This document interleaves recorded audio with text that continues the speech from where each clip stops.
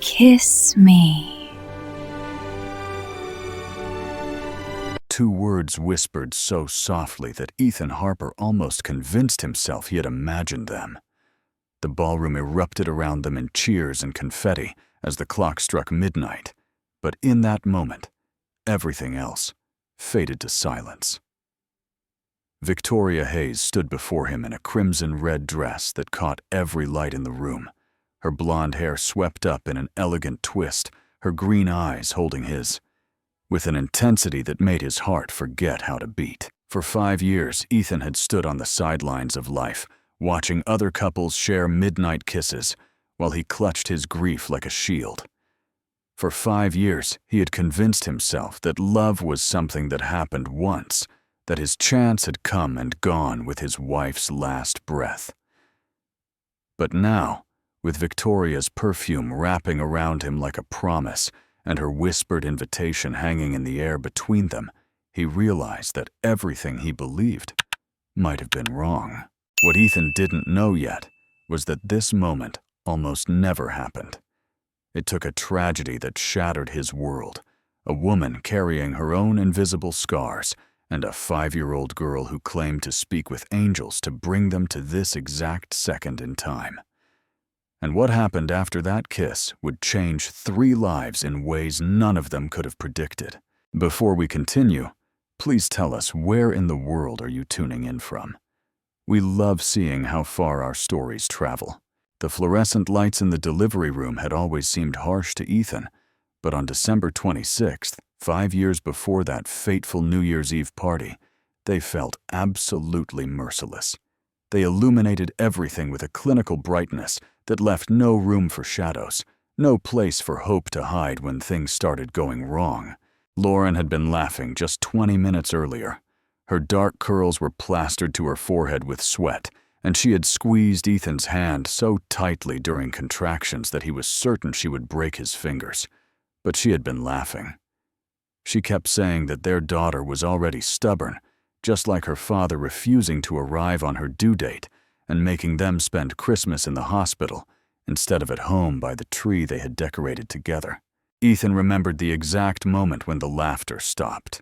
He remembered the way the steady beeping of the monitors suddenly changed pitch, becoming urgent and alarming. He remembered how the nurse's calm expression shifted into something professional and controlled the kind of look that medical staff wore when they were trying not to frighten the patient.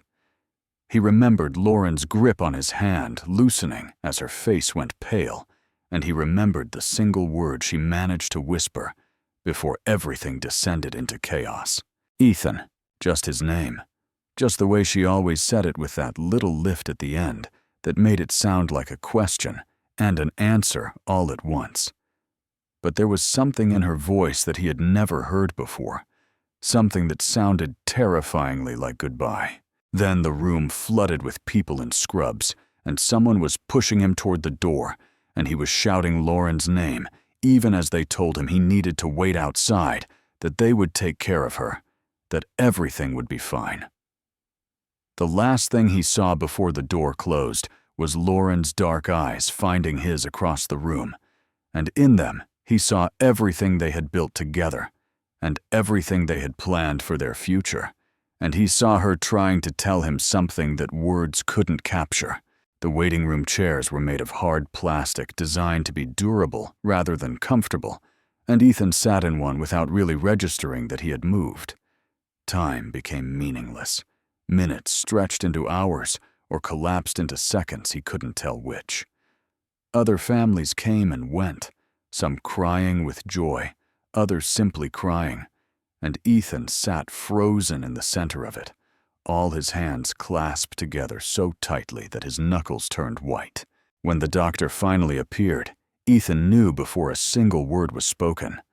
He knew from the way the man's shoulders slumped, from the way he couldn't quite meet Ethan's eyes, from the weight that seemed to press down on everyone in the vicinity. The words that followed were just confirmation of what Ethan's heart had already understood. "Mr. Harper, I'm so sorry. We did everything we could." The explanation came in fragments that Ethan only half heard. Complications. Hemorrhage. They had tried everything. They had worked on her for over an hour. She never regained consciousness. "Your daughter is healthy. We're so sorry.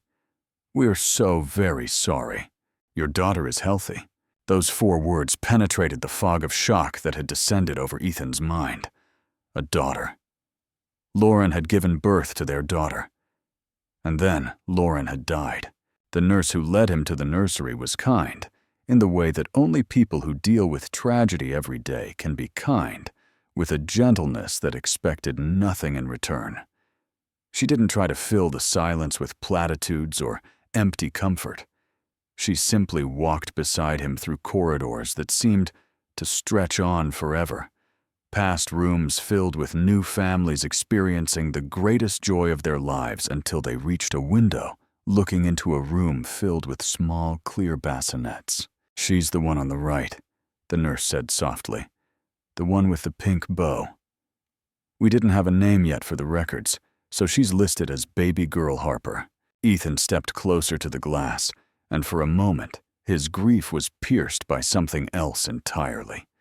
She was so small, so impossibly incredibly small.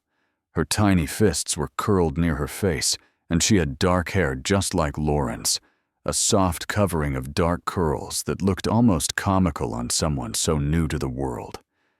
Her eyes were closed in sleep, her chest rising and falling with the steady rhythm of someone who had no idea that the world had just become a much colder place.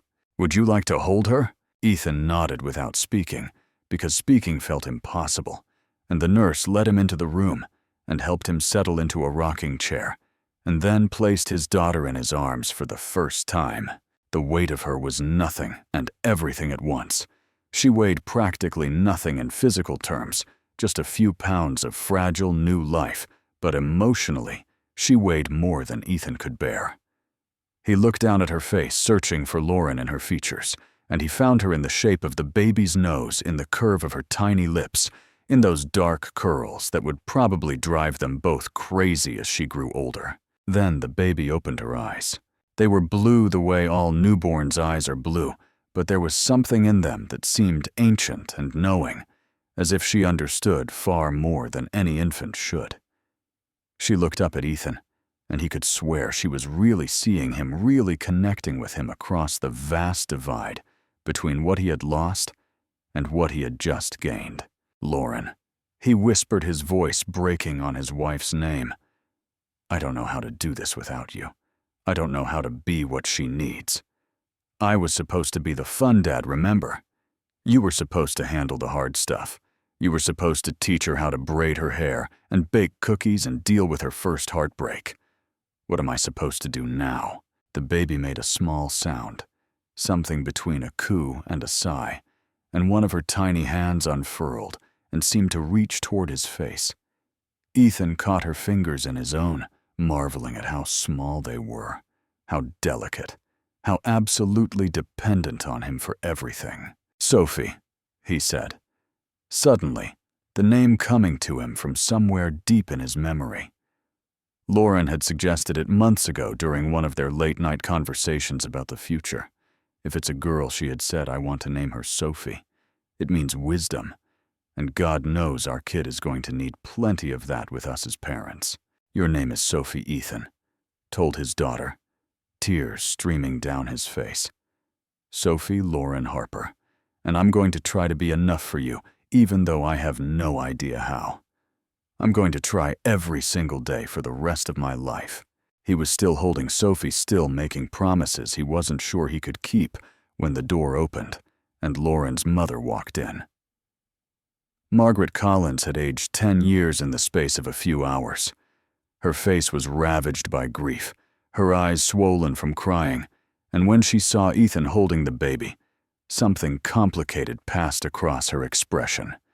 Pain, love, anger, fear, all of it mixed together into an emotion that didn't have a name. "Is that her?" Margaret's voice cracked on the words. Ethan nodded, shifting Sophie slightly so that Margaret could see her face. "Her name is Sophie." Lauren wanted her to be named Sophie. Margaret stepped closer, her hand reaching out, trembling toward the baby. then stopping halfway, as if she was afraid of what touching Sophie might mean. For a long moment, she just looked at her granddaughter, and Ethan could see the war happening behind her eyes. This baby was the last piece of Lauren. This baby was also the reason Lauren was gone. How do you love something and resent it at the same time? How do you hold something that represents both your greatest joy and your greatest loss? She has Lauren's hair, Margaret finally said, and then she broke down completely sobbing with a grief so raw that Ethan felt his own tears start fresh. They stayed like that for a long time, the two of them crying together, while Sophie slept peacefully in Ethan's arms, completely unaware that she had entered a world that would never be quite complete without the woman who had given her life. The first year of Sophie's life was something that Ethan survived more than lived through. Later, when people asked him about it, he would find that large portions of that time existed in his memory only as vague impressions, feelings without concrete details, like trying to remember a dream after waking.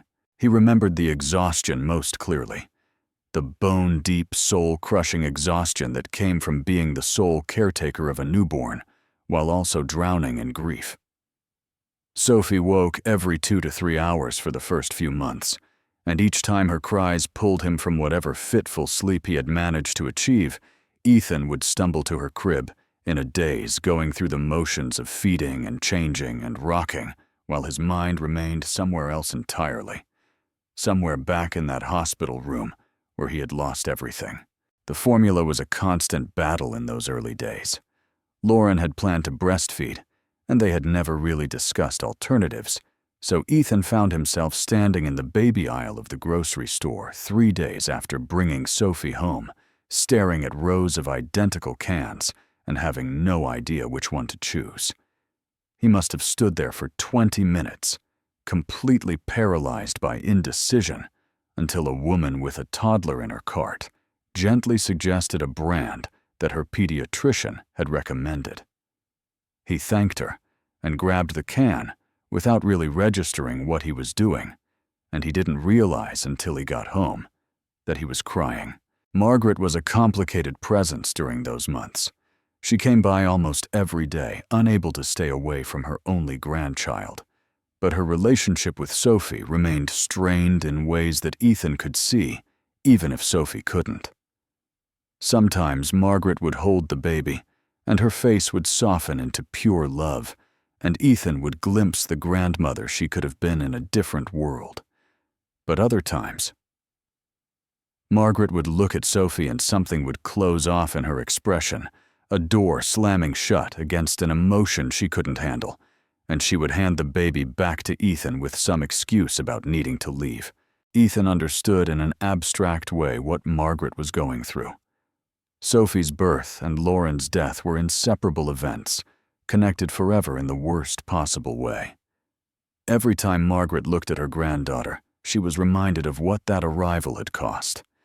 The guilt Margaret felt for those complicated feelings only made everything worse, creating a spiral of emotion that none of them knew how to break.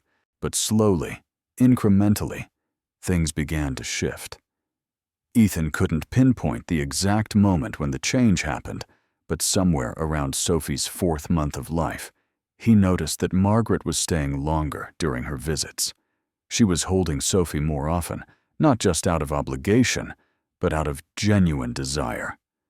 She was telling the baby stories about Lauren, about when Lauren was a little girl herself, about all the adventures they had shared as a family. And Sophie, in the mysterious way that babies sometimes do, seemed to respond to her grandmother in a way that broke through all of Margaret's complicated feelings. She would smile her gummy smile whenever Margaret appeared, would reach for her with chubby hands, would fall asleep most peacefully when Margaret sang the lullabies she had once sung to Lauren. Somehow, this tiny person who had never met her mother was building a bridge between the living and the dead, connecting Margaret to Lauren in a new way that neither of them could have predicted. By Sophie's 1st birthday, the 3 of them had settled into something that resembled a functional, if unconventional, family unit. Margaret had stopped looking at Sophie with complicated eyes and had started looking at her with uncomplicated love. Ethan had learned to function on minimal sleep and to find moments of joy in Sophie's small accomplishments, her first tooth, her first word, her first wobbly steps while holding on to the coffee table. The grief was still there, would probably always be there, but it had become something he carried rather than something that crushed him. It was around this time that Ethan's career became a serious problem. He had been working at Pinnacle Marketing as a senior accountant when Lauren died a good job with a comfortable salary that had allowed them to afford their modest apartment and plan for their future family. But the demands of single parenthood were incompatible with the expectations of his position. He was always leaving early for daycare pickup, always calling in sick when Sophie had a fever, always distracted during meetings because he was worried about whether he had packed enough diapers in the diaper bag. His supervisor, a man named Gerald, who had never once asked about Sophie's well-being, called him into a conference room on a Tuesday morning that felt like every other morning of that impossible year. Gerald informed him that his performance had been slipping, that the company needed people who could commit fully to their roles, and that perhaps Ethan should consider whether this job was still the right fit for him. Ethan sat in that conference room, listening to words that amounted to a suggestion that he resign, and he felt the last of his hope draining away. Without this job, he couldn't afford the apartment.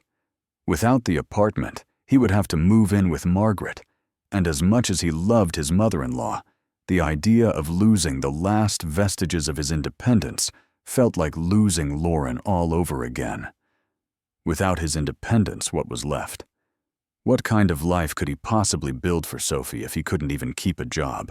He was composing his resignation letter in his head, trying to figure out how to phrase it with some shred of dignity, when there was a knock on the conference room door, and Victoria Hayes walked in. Ethan had seen the new CEO around the office, of course. Everyone had. Victoria had been promoted to the position just 3 months earlier, the youngest CEO in the company's history at 36 years old. She was known for being brilliant, demanding, and completely focused on results. She had turned around 2 failing departments within her first month, and the entire company seemed to hold its breath whenever she walked by, waiting to see who would be next to feel her attention. What Ethan had not expected was for Victoria Hayes to look at Gerald with barely concealed contempt, dismiss him from his own conference room with a single pointed glance, and then sit down across from Ethan with his resignation letter draft pulled up on her tablet. "I understand you're planning to resign," Victoria said, and her voice was surprisingly warm compared to her professional reputation. "I'd like to discuss some alternatives before you make that decision final." Ethan blinked, caught off guard. "I'm sorry, I don't understand. Gerald just suggested that my performance hasn't been acceptable. Gerald suggested a lot of things that I don't agree with." Victoria leaned back in her chair, studying Ethan with eyes that seemed to see more than he was comfortable revealing. "I've been reviewing performance metrics for the entire accounting department. Your work when you're actually here to do it is excellent. Your error rate is the lowest on the team. Your analysis is insightful and thorough. The problem isn't your abilities. The problem is that you have an 11-month-old daughter at home and no flexibility in your schedule. That's not exactly a problem that has a solution," Ethan said carefully. "Sophie needs me. I can't just—" "I'm aware of what happened to your wife," Victoria interrupted gently. "The entire office knows. What I don't understand is why no one thought to adjust your situation accordingly."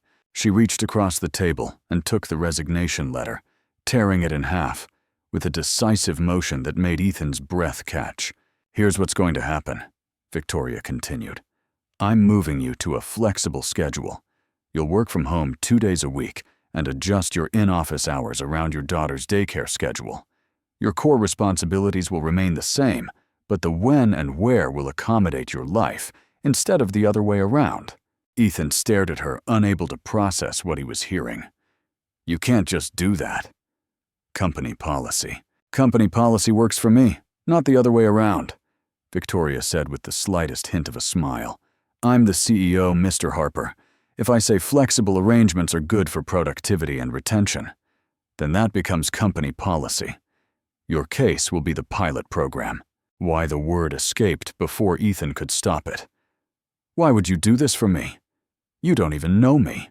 Victoria was quiet for a moment, and something shifted in her expression, something that looked almost like recognition. Because I know what it's like to have everything fall apart and have to rebuild from nothing. Because I believe that taking care of your child makes you a better employee, not a worse one. And because this company needs people who are loyal and dedicated, and those qualities are earned by treating people with basic human decency. She stood smoothing her blazer with practiced hands. Take some time to think about it if you need to, but I hope you'll stay. Pinnacle Marketing needs good people, and you're one of them. She was almost to the door when Ethan found his voice again. Miss Hayes. She turned back. Thank you. I don't know how to just thank you. Victoria nodded once, a small acknowledgement that somehow managed to convey more warmth than words could have.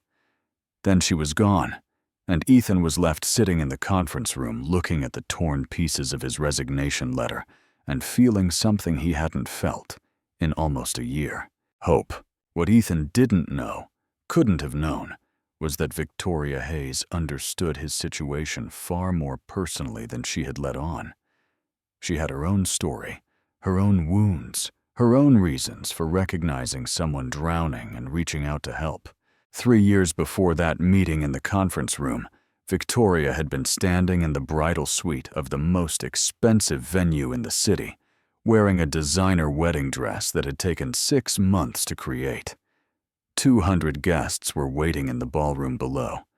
Her parents had flown in from Connecticut. Her maid of honor was making final adjustments to her veil. Everything was perfect. Everything except for the text message that arrived 45 minutes before she was supposed to walk down the aisle. Victoria could still remember the exact words, even though she had tried to forget them countless times. She could remember the way her phone had buzzed on the vanity, and how she had assumed it was Richard sending her something sweet. Some final message of love before they began their forever together. She could remember picking up the phone with a smile on her face, expecting poetry or promises. Instead, she found 4 sentences that destroyed everything she had built her future around. I can't do this.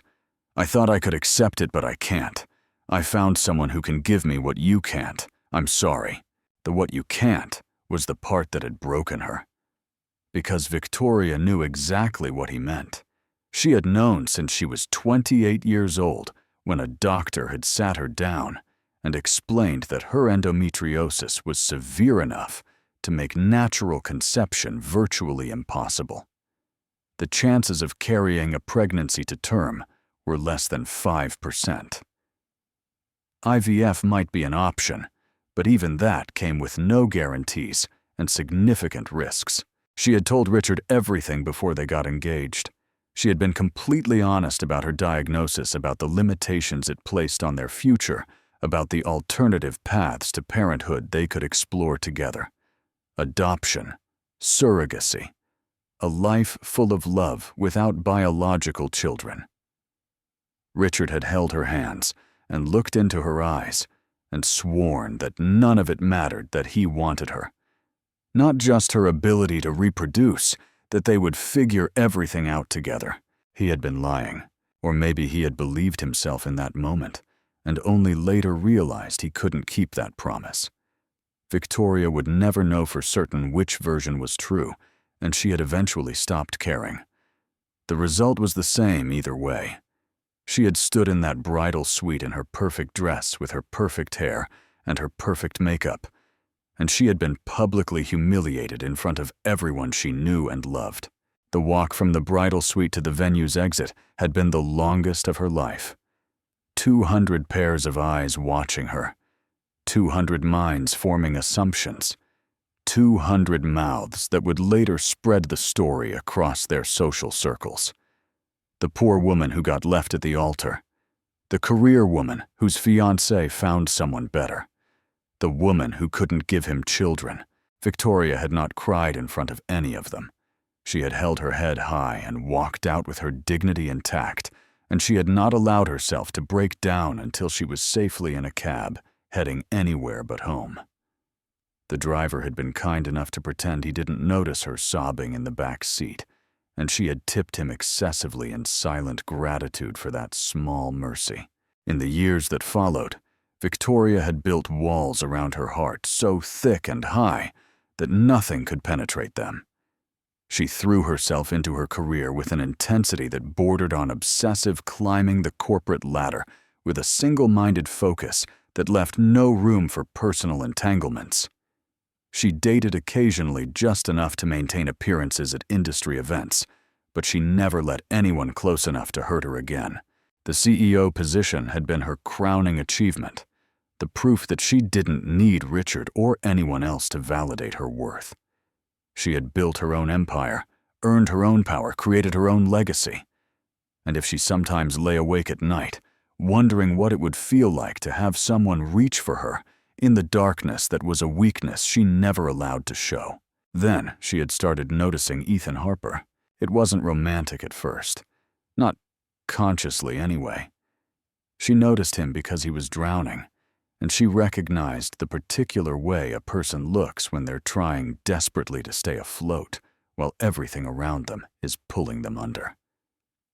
She noticed him because he reminded her of herself in those months after the wedding that never was, when she had gone through the motions of living without actually feeling alive. And she noticed him because of Sophie.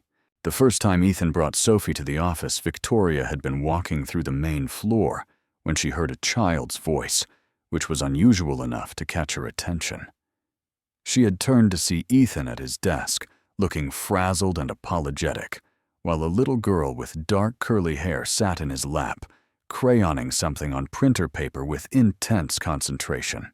Victoria had intended to just walk past to maintain the professional distance that a CEO was supposed to maintain, but something about the scene stopped her in her tracks. The little girl looked up, noticed Victoria watching, and her face split into a bright smile. "Hi, I'm Sophie. Are you my daddy's friend?" Ethan had looked mortified. "Sophie, that's Miss Hayes. She's the boss. She's very important and very busy." "That's okay," Sophie had said with the confidence of a child who hasn't yet learned to be intimidated by authority. "Important people need friends, too. Do you want to see my butterfly?" She held up her paper, which was covered in colorful circles and swooping lines that were presumably meant to represent butterflies. Victoria found herself smiling before she could stop herself. "Those are beautiful butterflies, Sophie. They're magic," Sophie explained seriously. "Mommy sends them to me. She's in heaven, but she sends butterflies, so I know she's watching." The words hit Victoria like a physical blow. This child, this motherless child who couldn't be more than 3 or 4, was talking about death and heaven and loss with the casual acceptance of someone who had simply absorbed these concepts as part of her normal reality. "I'm sure she is," Victoria had heard herself say. "Watching you all the time." And then, without fully understanding why she was doing it, Victoria had rolled up her sleeve and shown Sophie the small butterfly tattoo on the inside of her wrist. "My mommy is in heaven too," Victoria said softly. "She gave me this before she went, so I would always remember that butterflies carry messages between people who love each other even when they're far apart." Sophie's eyes had gone wide with wonder. "Your mommy knew about the butterfly secret too." "She did. Maybe our mommies are friends up there. Maybe they talk about us and tell each other stories." Victoria had not been able to respond to that. Her throat had closed up with an emotion she hadn't felt in years, something dangerous and vulnerable and completely inappropriate for the workplace. She had excused herself, quickly retreating to her office where she could compose herself behind closed doors. But she never forgot that conversation. And she never stopped noticing Ethan and Sophie after that day. Now, 3 years later, Victoria sat in her corner office overlooking the city skyline and allowed herself to acknowledge something she had been avoiding for a very long time. Her feelings for Ethan Harper had evolved far beyond professional concern. She thought about him constantly, found excuses to check in on his projects, lit up inside whenever his name appeared in her inbox. She sent Sophie birthday presents and holiday cards, told herself it was just because she cared about employee morale, knew that was a lie. She was falling in love with him. The realization terrified her. After everything she had been through, after all the walls she had built, the idea of making herself vulnerable again felt like walking toward a cliff edge in the dark. What if he didn't feel the same? What if he did, but couldn't move past his grief for his wife? What if she opened her heart and he broke it, just like Richard had? But there was another fear too, a darker one that Victoria only allowed herself to examine in her most private moments. What if she wasn't capable of being what Ethan and Sophie needed? What if her inability to have children meant she could never be a real part of their family? What if she was just borrowing someone else's life because she couldn't build one of her own? Richard's words echoed in her mind, as they always did when these doubts crept in. I found someone who can give me what you can't. Maybe he had been right. Maybe she wasn't complete. Maybe she never would be. But when Victoria closed her eyes and imagined the future, she didn't see the corner office, or the impressive title, or the retirement account that would eventually make her wealthy. She saw Sophie's butterfly drawings on her refrigerator. She saw Ethan's quiet smile when he talked about his daughter. She saw a family that might not look traditional, but could still be real. The question was whether she would ever find the courage to reach for it. 5 years had passed since that devastating December night when Lauren's heart stopped beating and Sophie's heart began. And in that time, Ethan Harper had somehow managed to build something that resembled a life. Their apartment was small by most standards, just 2 bedrooms in a modest building with a temperamental elevator and neighbors who played music slightly too loud on weekend nights. But Ethan had made it into a home. The walls were covered with Sophie's artwork, a rotating gallery of crayon drawings and finger paintings and construction paper creations that documented her growth from uncertain baby scribbles to increasingly recognizable shapes. Between the artwork, photographs of Lauren smiled down at them from carefully chosen frames, a constant reminder that she was still part of their family, even though she couldn't be there in person. The morning routine had become something Ethan could navigate in his sleep, which was fortunate because he was often still half asleep when it began. Sophie was an early riser, a trait she had definitely not inherited from him, and she would appear at his bedside at approximately 6:15 every morning, with the expectation that the day should begin immediately. "Daddy, wake up. The butterflies are already flying and we're missing them." Ethan would groan and drag himself out of bed, shuffle to the bathroom to make himself somewhat presentable, then make his way to the kitchen where Sophie was already attempting to reach the cereal bowls on the top shelf. What did we say about climbing on the counters? That I shouldn't do it. But sometimes I forget, because my tummy is really hungry. He would lift her down, pour her cereal, start the coffee maker and begin the familiar struggle of taming her wild dark curls into something that vaguely resembled a hairstyle. Ethan had watched approximately 300 YouTube tutorials on little girl hair over the past 5 years, and he still wasn't sure he had really mastered any of them. His braids were always a little lopsided, his ponytails never quite centered, but Sophie didn't seem to mind. She would examine his handiwork in the mirror with the critical eye of a 5-year-old fashion consultant and pronounce it good enough for butterflies to land on, which was apparently her highest compliment. The butterfly obsession had started when Sophie was about 3, and it showed no signs of fading. She saw butterflies everywhere, drew butterflies on everything, and had convinced herself that butterflies were personal messengers from her mother in heaven. Ethan wasn't sure whether to encourage this belief or gently redirect it towards something more grounded in reality.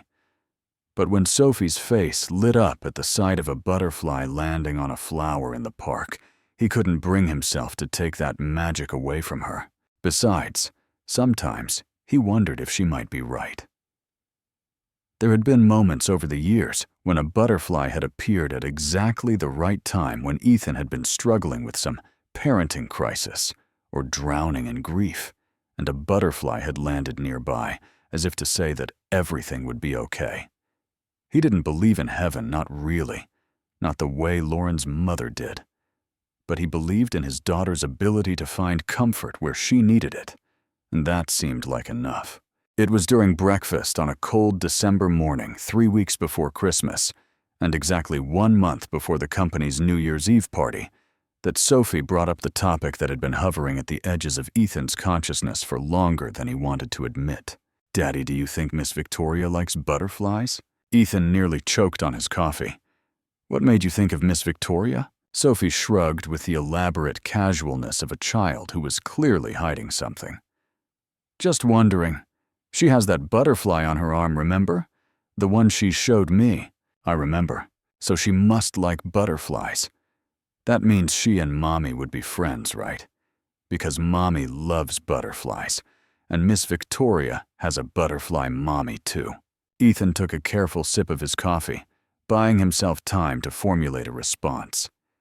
It was true that Victoria had shown Sophie her butterfly tattoo years ago during one of the emergency office visits when childcare had fallen through. It was also true that Sophie brought up Victoria's name with increasing frequency, always in contexts that seemed designed to connect Victoria to their family in some way. Miss Victoria and Mommy would probably have been friends. Ethan agreed carefully. They both seemed to understand important things about butterflies. Sophie nodded, apparently satisfied with this answer. Then, with the conversational whiplash that only small children could master, she asked, "Are you going to kiss someone at the New Year's party?" What Ethan definitely choked on his coffee this time. "Where did you hear about kissing at New Year's?" Grandma was watching a movie where people kissed when the clock went ding ding ding. She said it's a tradition. She said Grandpa used to kiss her every New Year's before he went to heaven. Sophie's expression was completely innocent, as if she hadn't just dropped an emotional bomb into their breakfast conversation. "So will you kiss someone too?" Ethan set down his coffee cup, his appetite suddenly gone. "I don't think so, Pumpkin. Those traditions are for people who are married or dating. But you could date someone." Sophie said it like it was the most obvious solution in the world. "You're a very nice daddy. Someone would want to kiss you." "It's not that simple," Ethan said, hating how inadequate those words felt. "When you love someone and they go away, it's hard to think about loving someone else." Sophie was quiet for a moment, her face scrunched up in that expression she wore when she was thinking hard about something. Then she said with absolute certainty, "Mommy would want you to kiss someone. She told me in my dream." Ethan's breath caught. "You dreamed about Mommy." "I dream about her lots of times. She has really pretty hair like mine, and she smiles a lot and she tells me things." Sophie picked up her spoon and resumed eating her cereal, as if she hadn't just shared something extraordinary. She said your heart has a big woey, and you need special medicine. And she said the medicine is already there, but you're too scared to take it. There were moments in parenting when Ethan felt completely out of his depth, and this was definitely one of them. He had no framework for handling his 5-year-old daughter's prophetic dreams about her dead mother. He had no way to determine whether Sophie was genuinely experiencing something supernatural, or whether she had simply created an imaginary version of Lauren based on the photos and stories that surrounded their daily life. "What else does Mommy say in your dreams?" Ethan asked, his voice rougher than he intended. Sophie thought about it. "She says she watches us all the time and she's really proud of me. She says I should eat my vegetables even when I don't want to. And she says you need to stop being sad and start being happy again." Sophie looked up at her father with Lauren's eyes dark and knowing and somehow ancient in her young face. "She says it's okay, Daddy. She wants you to be happy. Later that night, after Sophie had been bathed and read to and kissed and tucked in, Ethan found himself standing in front of the small shrine he had created on his dresser. Lauren's wedding photo, a candle he sometimes lit when he was missing her, the last birthday card she had given him before her pregnancy. He hadn't added anything to this collection in years, but he hadn't removed anything either. It just existed, a permanent reminder of everything he had lost. Is Sophie right? He asked the photograph, feeling somewhat foolish for talking to a picture. Do you want me to move on? Because I don't know how. I don't know how to let someone else into my heart when you're still taking up so much space there. The photograph smiled at him, unchanging, unhelpful. Lauren looked beautiful in that image, frozen forever in a moment of pure happiness, unaware of what the future held. Ethan reached out and touched the frame, tracing the outline of her face with his finger. There's this woman, he admitted the words barely above a whisper. Victoria. You would like her, I think. She's strong and smart, and she's been so good to Sophie and me. She makes me smile, Lauren. Really smile, not just the pretend smiles I put on for other people. And I feel guilty about that. I feel like smiling at someone else means I'm forgetting to be sad about you. The candle flickered, though there was no breeze in the room. Ethan chose to take that as a sign, though, of what he couldn't say. Sophie says you send her messages in dreams. She says you told her I need to be happy. He paused, gathering courage for the question he was afraid to ask. Is that true? Are you really there somewhere? And if you are, is it really okay? The photograph remained silent. The candle burned steadily. Outside the window, the first flakes of December snow began to fall. Ethan didn't receive an answer that night. But for the first time in 5 years, he allowed himself to consider the possibility that maybe, just maybe, loving someone new didn't have to mean loving Lauren any less. Victoria Hayes had never intended to become a fixture in the Harper family's life. In the beginning, she had justified her attention to Ethan as good management practice, taking care of a valuable employee who was going through a difficult time. Then she had justified the birthday gifts for Sophie as building workplace morale and demonstrating that Pinnacle Marketing valued its employees' families. Then she had justified the increasing frequency of her visits to Ethan's desk, her lunch invitations, her offers to help with projects that didn't really require her input as strategic networking with a talented member of her team. But Victoria was too intelligent to maintain those justifications forever. Eventually, she had to admit the truth. She looked forward to seeing Ethan Harper every single day, and she was terrified of what that meant. The first time Sophie had visited her office had been an accident of circumstance. Ethan's regular babysitter had canceled at the last minute. Margaret was out of town visiting relatives, and a critical deadline meant he couldn't miss work. Victoria had been passing through the main floor when she noticed Ethan at his desk, looking more frazzled than usual, with a small person perched in his lap. She should have kept walking. A CEO didn't stop to chat with employees and their children during working hours.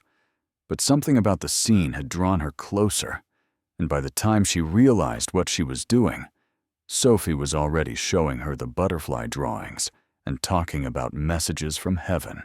That conversation had haunted Victoria for weeks afterward.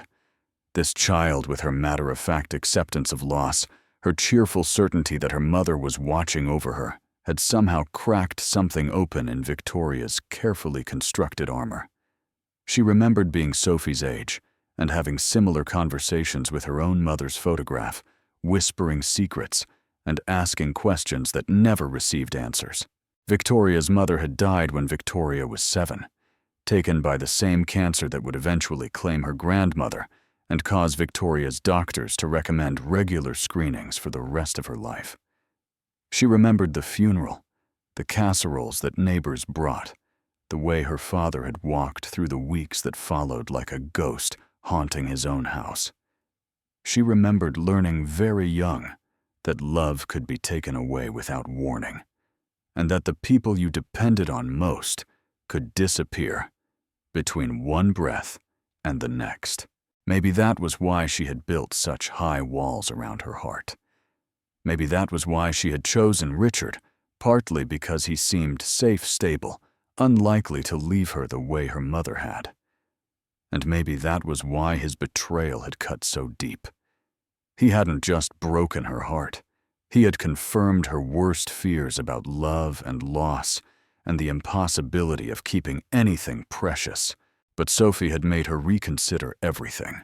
There was something about the way Sophie talked about her mother with love, but without despair, with longing, but without hopelessness, that suggested a different kind of relationship with loss. Sophie didn't seem to believe that her mother's death meant she had to stop loving or stop hoping or stop reaching for happiness. She just believed that love continued in different forms, through butterflies and dreams, and the people who showed up to care for her. After that first office visit, Victoria had started sending Sophie small gifts.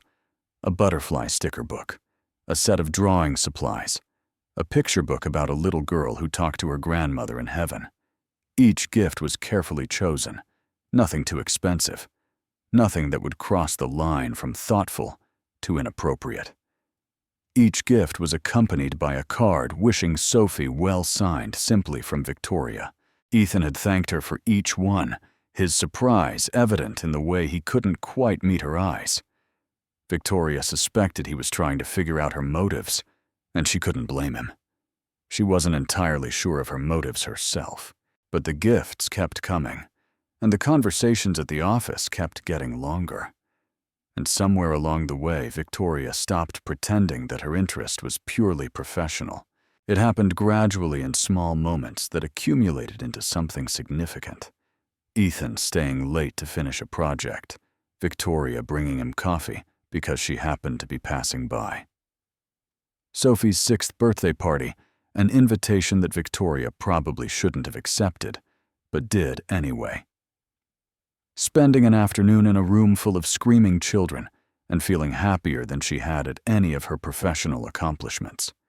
Quiet conversations in Victoria's office after hours when the building was empty, and their words could be honest in a way they couldn't be during business hours. "You're amazing with her," Ethan had said one evening after Victoria had helped him review a particularly complex budget analysis. Sophie had sent a drawing with him that morning, a butterfly with the words, "For Miss Victoria," written in wobbly letters across the bottom. "She's an amazing kid," Victoria had replied, studying the drawing with more attention than it probably deserved. "You're doing an incredible job, Ethan. Some days I feel like I'm barely holding it together." His voice was raw in a way that made Victoria want to reach across the desk and take his hand. "Some days I look at her, and I'm terrified that I'm screwing everything up, that she's going to grow up and realize I was never enough." "You're enough," Victoria said, with a conviction that surprised them both. "You're more than enough. Sophie adores you, and more importantly, she's happy. Well-adjusted. Kind. That doesn't happen by accident. That happens because of you." Their eyes had met across the desk, and something had passed between them that Victoria couldn't name. A recognition, an understanding, a promise that neither of them was ready to acknowledge out loud. Ethan started, but his phone had buzzed with a text from Margaret asking when he would be home, and the moment had passed. Victoria had watched him gather his things and leave, and she had spent the rest of the evening staring at Sophie's butterfly drawing and wondering what might have happened if they hadn't been interrupted. Now, with Christmas approaching and the New Year's party looming on the calendar like an unavoidable confrontation with her own feelings, Victoria found herself at a crossroads. She could continue as she had been maintaining the careful friendship that kept her close to Ethan without risking rejection. She could pull back, create professional distance, protect herself from the vulnerability that terrified her. Or she could do something she hadn't done since the day Richard's text message shattered her world. She could take a risk. The invitation to the New Year's Eve party sat on her desk, its formal language belying the chaos of emotions it represented. As CEO, she was expected to attend, and mingle with employees and clients. As Victoria, she was terrified of what might happen if she spent an evening watching Ethan across a crowded ballroom, knowing that midnight was approaching and that couples everywhere would be sharing kisses she could only dream about. What if she made a move and he rejected her? What if she revealed her feelings and he looked at her with pity, explaining gently that he could never see her as anything more than his boss? What if she risked everything and lost, just like she had lost with Richard? But what if she didn't risk anything and lost anyway? What if she spent the rest of her life wondering what could have been if she had just been brave enough to try? Victoria picked up the invitation, read it one more time, and made a decision that would change everything. The dreams had started when Sophie was 4 years old, though she didn't fully understand what they meant. Until she was older, in the dreams, her mother was beautiful and kind, and exactly the way Sophie imagined her based on the photographs around their apartment. Lauren had dark curly hair like Sophie's, and she smiled a lot.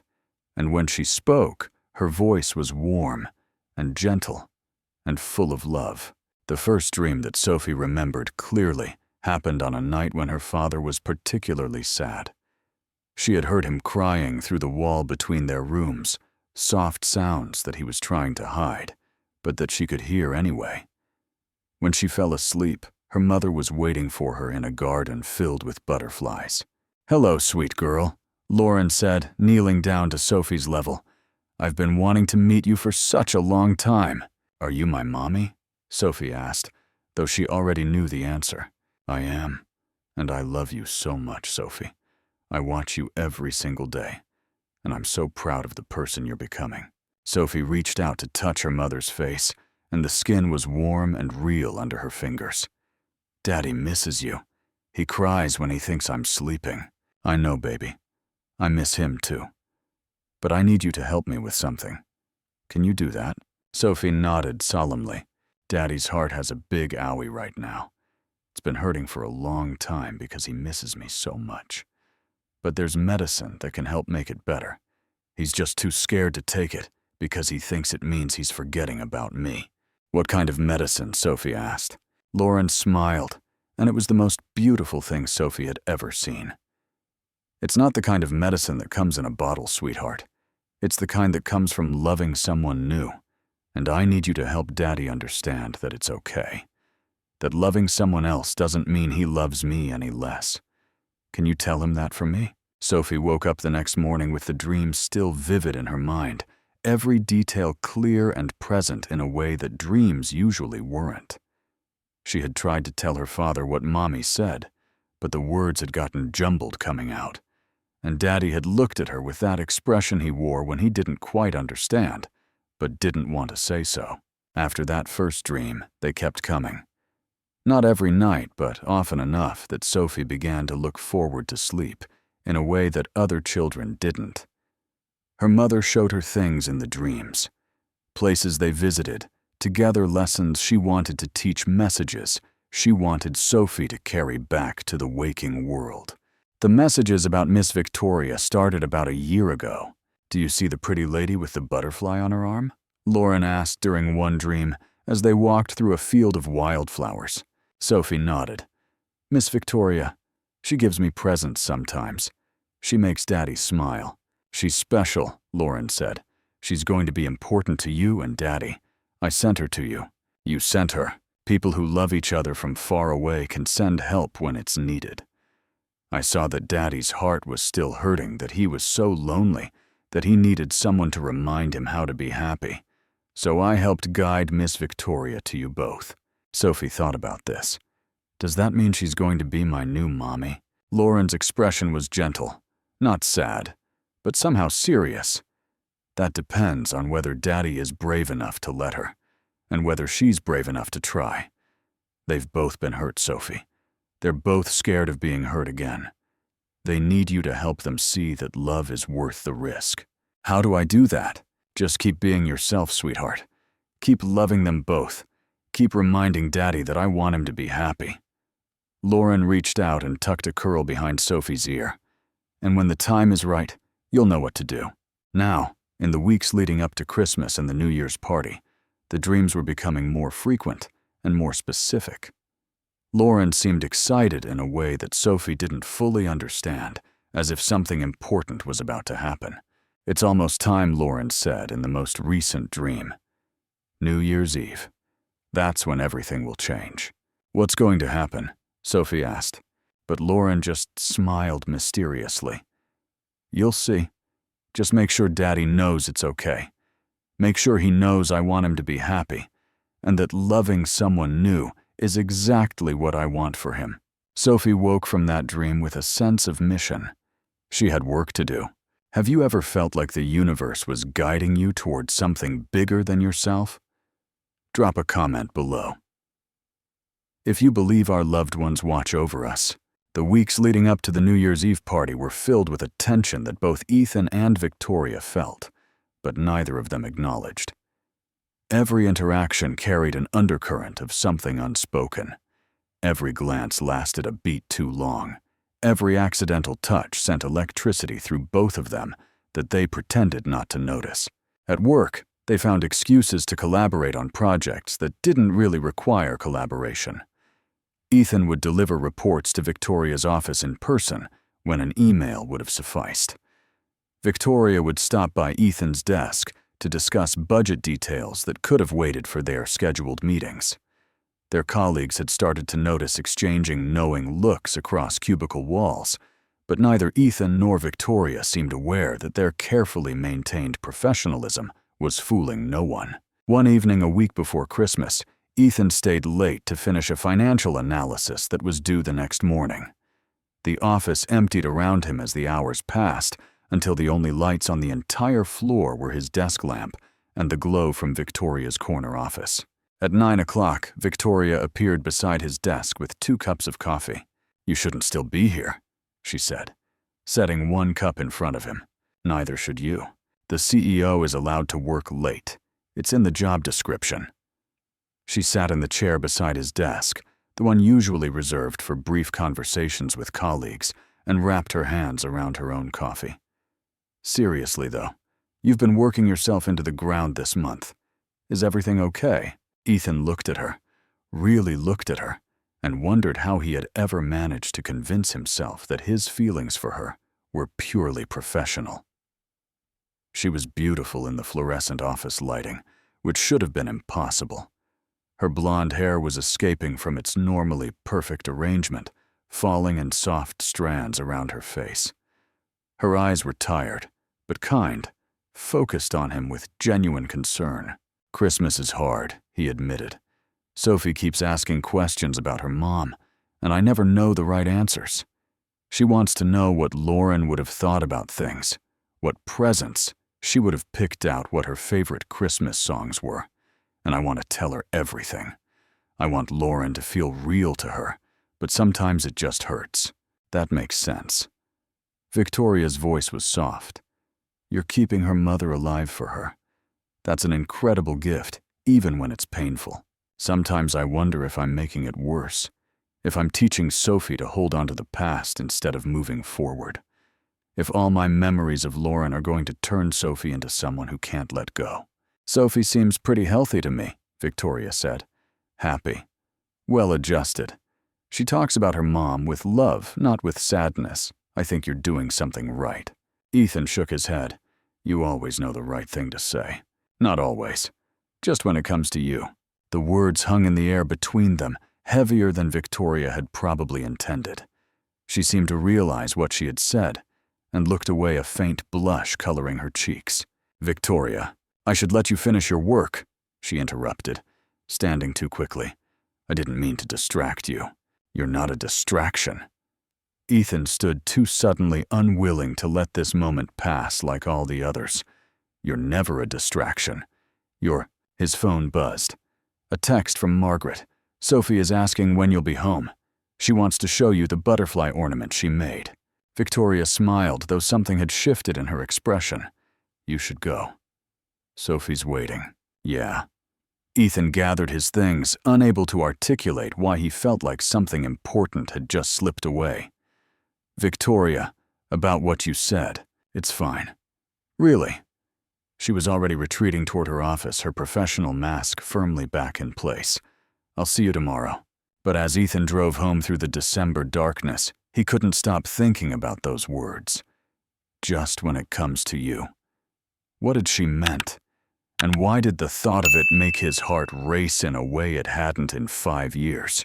The almost moment in the office was followed by several days of awkwardness that they both felt but neither addressed. Victoria seemed to be avoiding him scheduling meetings at times. She knew he would be busy communicating through email instead of in person.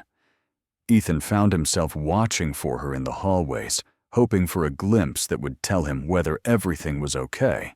On Christmas Eve, he received a package at home addressed to Sophie. Inside was a beautiful butterfly mobile, handcrafted from wire and colored glass that caught the light and scattered rainbows across the walls. The card said simply, "For Sophie's dreams." Victoria. Sophie was enchanted. She insisted on hanging the mobile above her bed immediately, and that night, she fell asleep, watching the butterflies dance in the moonlight. Ethan sat in the living room long after Sophie was asleep, the card in his hands. Victoria had thought of his daughter, even when they were barely speaking. She had taken the time to find something meaningful, something that connected to Sophie's deepest beliefs about her mother. She had remembered. He pulled out his phone and typed a message. "Sophie loves the mobile. She says the butterflies are dancing just for her. Thank you, Victoria, for everything." The response came quickly, as if Victoria had been waiting. "She deserves beautiful things." "So do you, Ethan." He stared at those words for a long time, unsure how to respond. Finally, he typed, "I've been thinking a lot lately. About a lot of things. Would you want to talk at the party? Really talk, I mean. About everything." The typing indicator appeared and disappeared several times before her response came. "I'd like that." "Merry Christmas, Ethan." "Merry Christmas, Victoria." He set down the phone and looked at the Christmas tree they had decorated together, Sophie and him, with the same ornaments they used every year, plus the new butterfly one she had made at school. Lauren's photo smiled at him from the shelf, illuminated by the soft glow of the Christmas lights. "I think I'm falling in love again," he whispered to the photo, "and I think maybe it's okay." "Sophie says you told her it's okay. I hope that's true. I hope you're watching and you understand. And you're not angry." The lights on the tree seemed to twinkle a little brighter, but that might have been his imagination. The morning of December 31st arrived with a clarity of light that felt almost prophetic. The snow from Christmas had melted and refrozen into a crystalline coating on every surface, making the entire city sparkle as if it had been dusted with diamonds. Ethan stood at his bedroom window, watching the sunrise, unable to shake the feeling that today was going to matter in ways he couldn't yet understand. "Daddy, are you excited about the party?" Sophie had appeared in his doorway, already dressed in her pajamas. Despite the early hour, her dark curls forming a chaotic halo around her sleep-creased face. In her arms, she clutched the stuffed rabbit that had been her constant companion since she was 2. A gift from her grandmother that had been washed so many times it had gone soft and slightly gray. "I'm trying to be," Ethan admitted. "Are you going to be okay with Grandma tonight?" Sophie nodded solemnly, the way she did when she was about to say something she considered very important. "Mommy told me in my dream last night that tonight is special. She said the stars are going to line up just right." Ethan felt the familiar chill that accompanied Sophie's dream reports. "What else did she say?" "She said you need to be brave." Sophie climbed onto his bed and sat cross-legged looking at him with an expression far too serious for a 5-year-old. She said when the clock goes ding ding ding, you have to remember that it's okay. She said I should tell you that she loves you, and she's happy now, and she wants you to be happy too. The words hit Ethan like a physical force, stealing his breath and making his eyes sting with sudden tears. Whether these messages were real or imagined, Sophie clearly believed in them with all her heart, and that belief carried a weight that couldn't be dismissed. "I'll try to be brave," he promised, pulling Sophie into a hug. "I'll try really hard." "Good." Sophie hugged him back, then pulled away with a sudden shift to her usual cheerful energy. "What are you going to wear? You need to look handsome. Miss Victoria will be there." "How do you know Miss Victoria will be there?" "Because she's the boss, Daddy. She has to be at the boss party." Ethan couldn't argue with that logic. He spent the rest of the day in a state of nervous anticipation that he tried to hide from Sophie with mixed success. He cleaned the apartment, which didn't need cleaning. He rearranged the books on the shelf, then put them back the way they were. He started and abandoned 3 different meals before finally ordering pizza for lunch. By late afternoon, Sophie had grown impatient with his distracted energy and declared that it was time for him to start getting ready. She supervised from the doorway of his bedroom as he showered and shaved, vetoed his first 2 outfit choices, and finally approved a dark suit with a silver tie that he hadn't worn since Lauren's funeral. "That one," she declared. "You look like a prince." Ethan stared at his reflection in the mirror, seeing a stranger in a suit that suddenly felt too formal, too significant, too weighted with memory. The last time he had worn this suit, he had been saying goodbye to the love of his life. The idea of wearing it to a party felt almost like sacrilege, but Sophie was watching him with those trusting eyes, and she had told him that Mommy wanted him to be happy, and he couldn't disappoint either of them. "Do you think Mommy would approve?" he asked his daughter. Sophie studied him carefully. "Mommy says the tie brings out your eyes." Ethan's breath caught. "She said that, just now, in my head." Sophie tapped her temple. She does that sometimes. Quick little messages like texting, but with thoughts. Before Ethan could process this latest revelation, the doorbell rang announcing Margaret's arrival. His mother-in-law swept into the apartment in a cloud of perfume and purpose-carrying bags filled with activities to keep Sophie entertained. "You look handsome," Margaret said, echoing Sophie's earlier assessment. But there was something complicated in her expression, something that made Ethan wonder what she was really thinking. "Are you okay?" he asked quietly, while Sophie ran to examine the contents of the bags. Margaret was silent for a moment. "I'm trying to be," she finally said, using his own words from earlier. "I've been doing a lot of thinking lately, Ethan.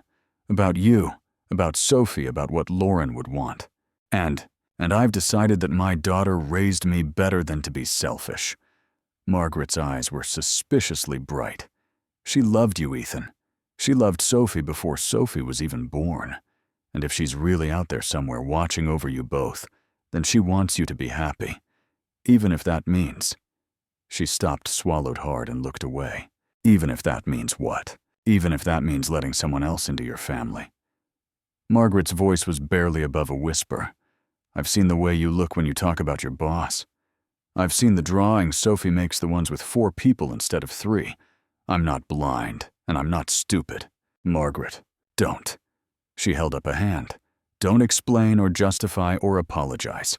Just promise me that whoever she is, she'll be good to my granddaughter. That's all I need to know." Ethan felt something loosen in his chest, something that had been wound tight with guilt and fear for longer than he could remember.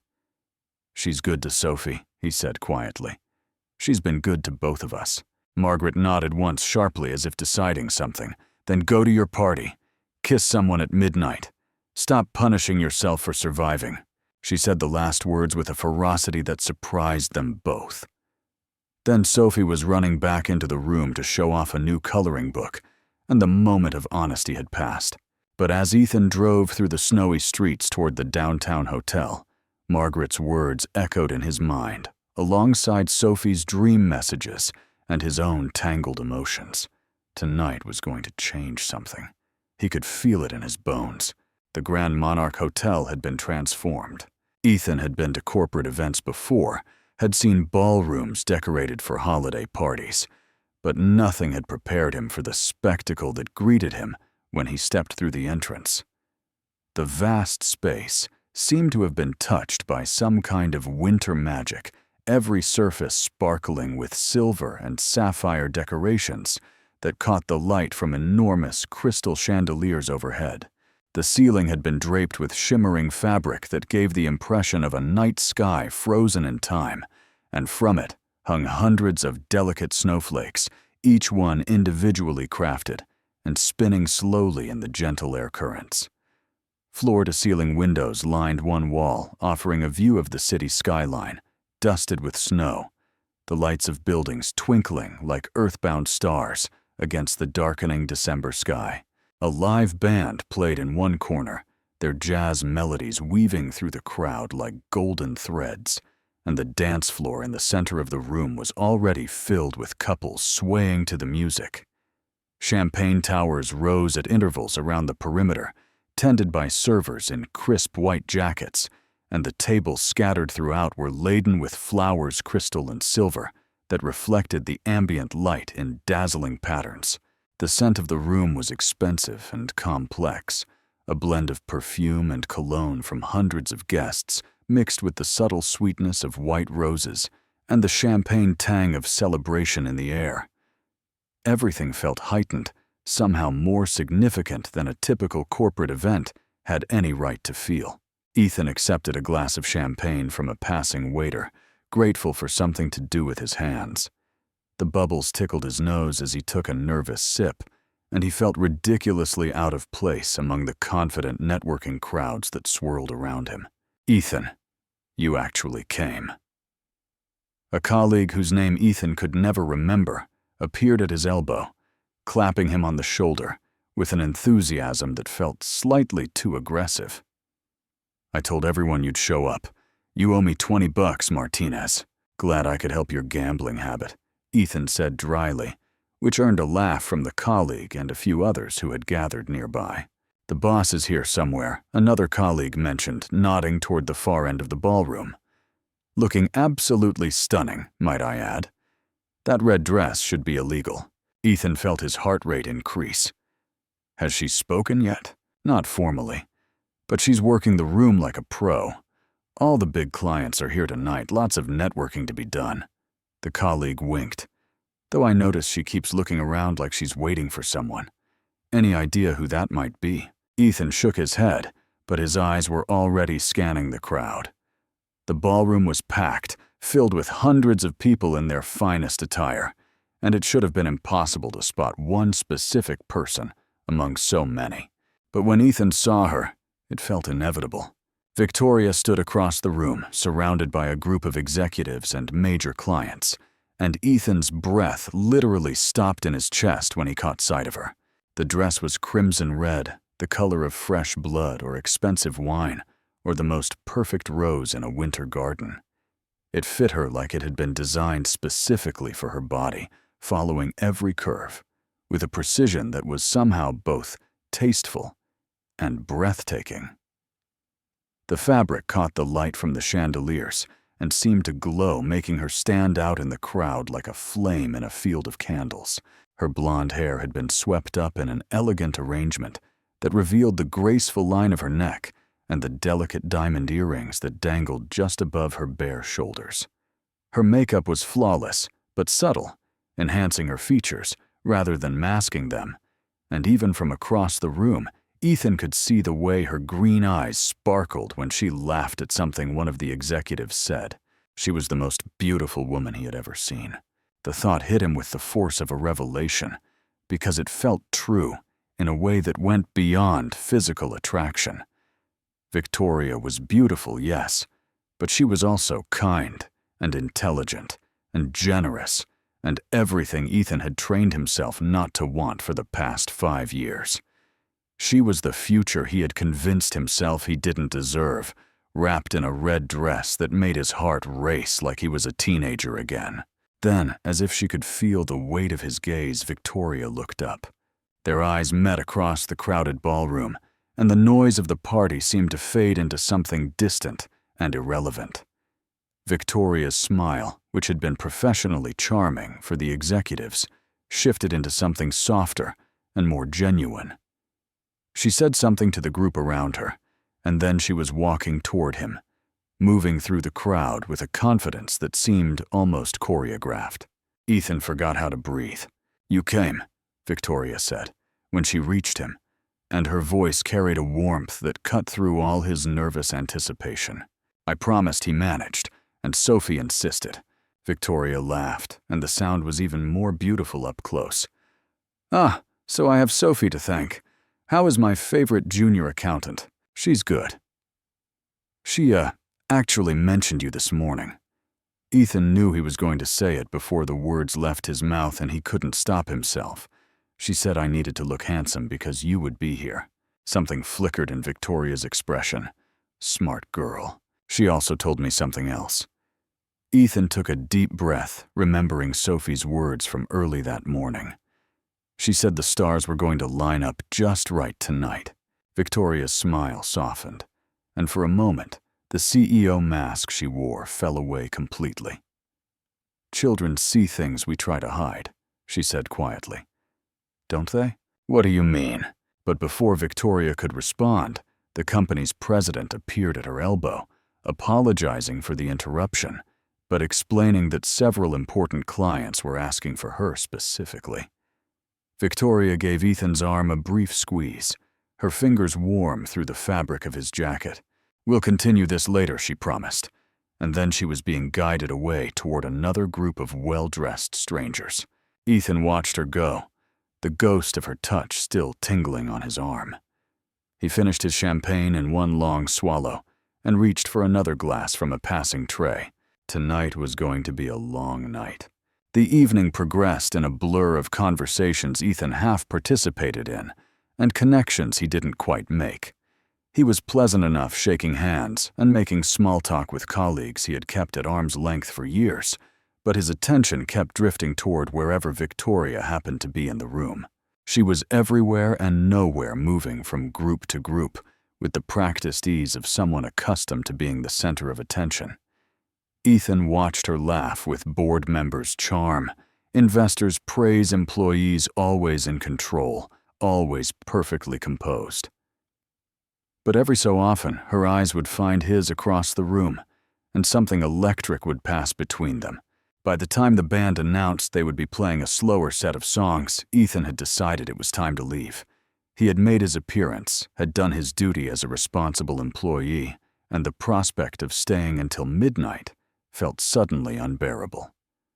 Watching couples gather on the dance floor holding each other close as the music swelled, knowing that when the clock struck 12, they would share kisses. While he stood alone, it was too much. It was too painful a reminder of everything he had lost and everything he was too afraid to reach for. He was looking for Victoria to say goodbye when he felt a hand on his arm.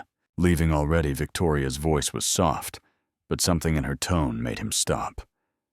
"It's almost midnight." Ethan turned to find her looking at him with an expression he couldn't quite read. The confidence of the CEO had softened into something more vulnerable, more uncertain. More like the real Victoria that he had glimpsed in their late-night office conversations. "I should get back to Sophie," he said, but even he could hear how hollow the excuse sounded. Margaret had told him to stay out as late as he wanted. Sophie was probably already asleep. "Your mother-in-law can wait until after midnight." Victoria was still holding his arm, her grip gentle but insistent. The countdown, the kiss. "That's what you're running from, isn't it?" Ethan looked away, embarrassed by how transparent he had become. "It's been 5 years. I still can't watch other couples share that moment. It's too hard." Understanding dawned in Victoria's eyes, and something else. Something that looked like determination. "Dance with me," she said suddenly. "Just one dance before you go." Before Ethan could protest, she was leading him toward the dance floor.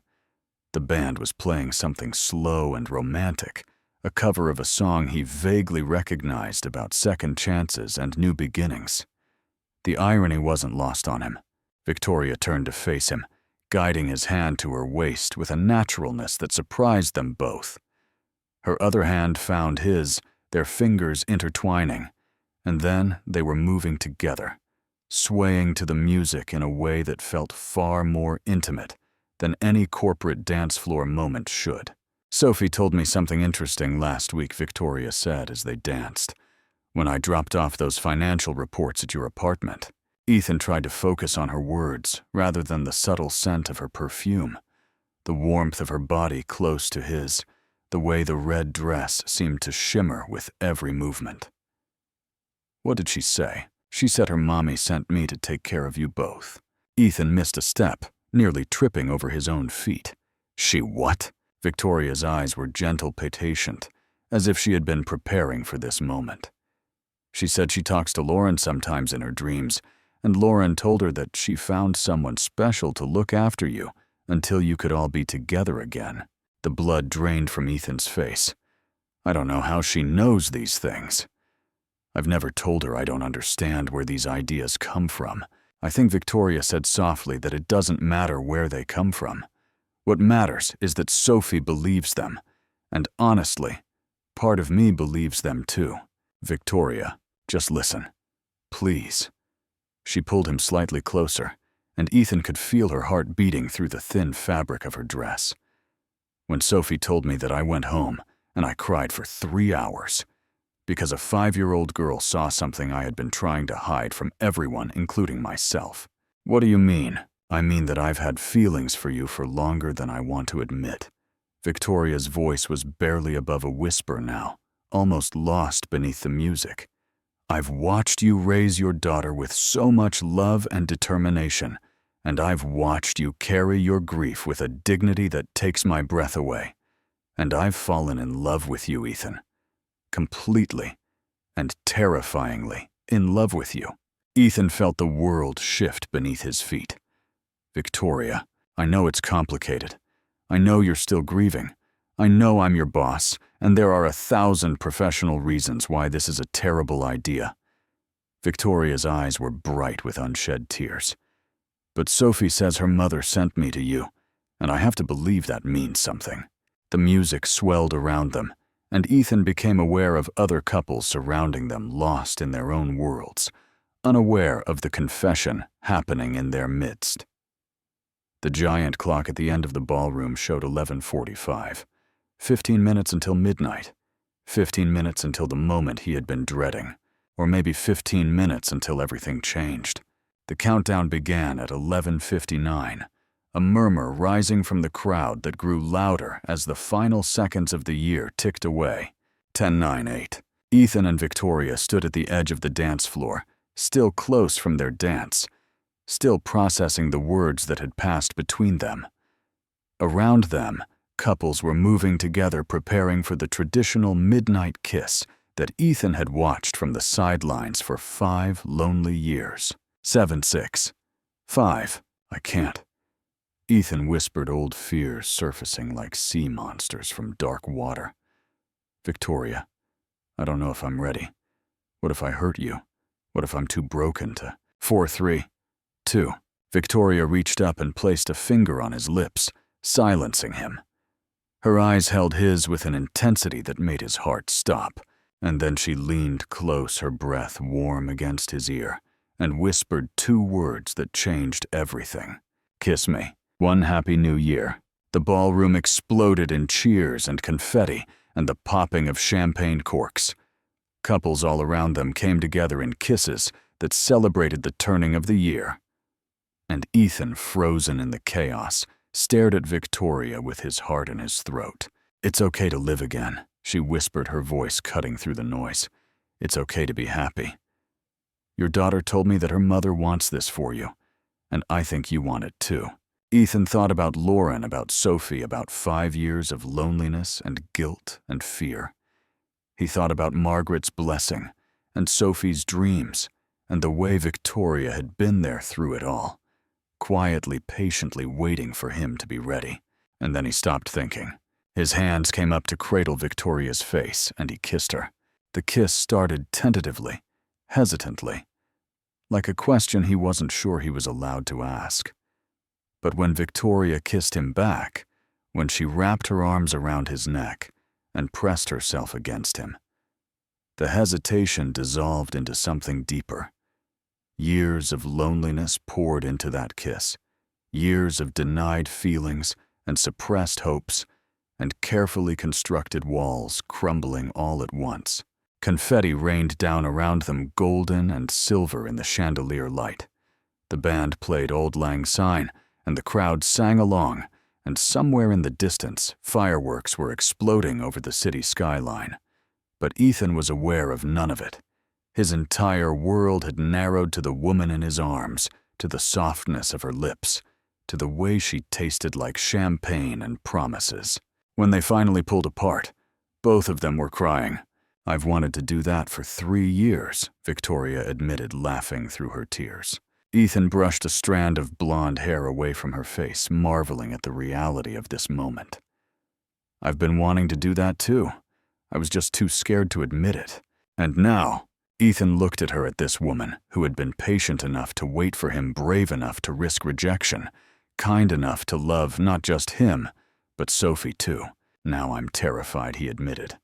"But for the first time in 5 years, I'm more excited than scared."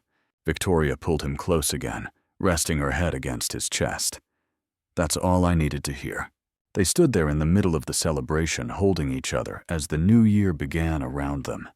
And somewhere watching from wherever she was, Ethan liked to believe that Lauren was smiling.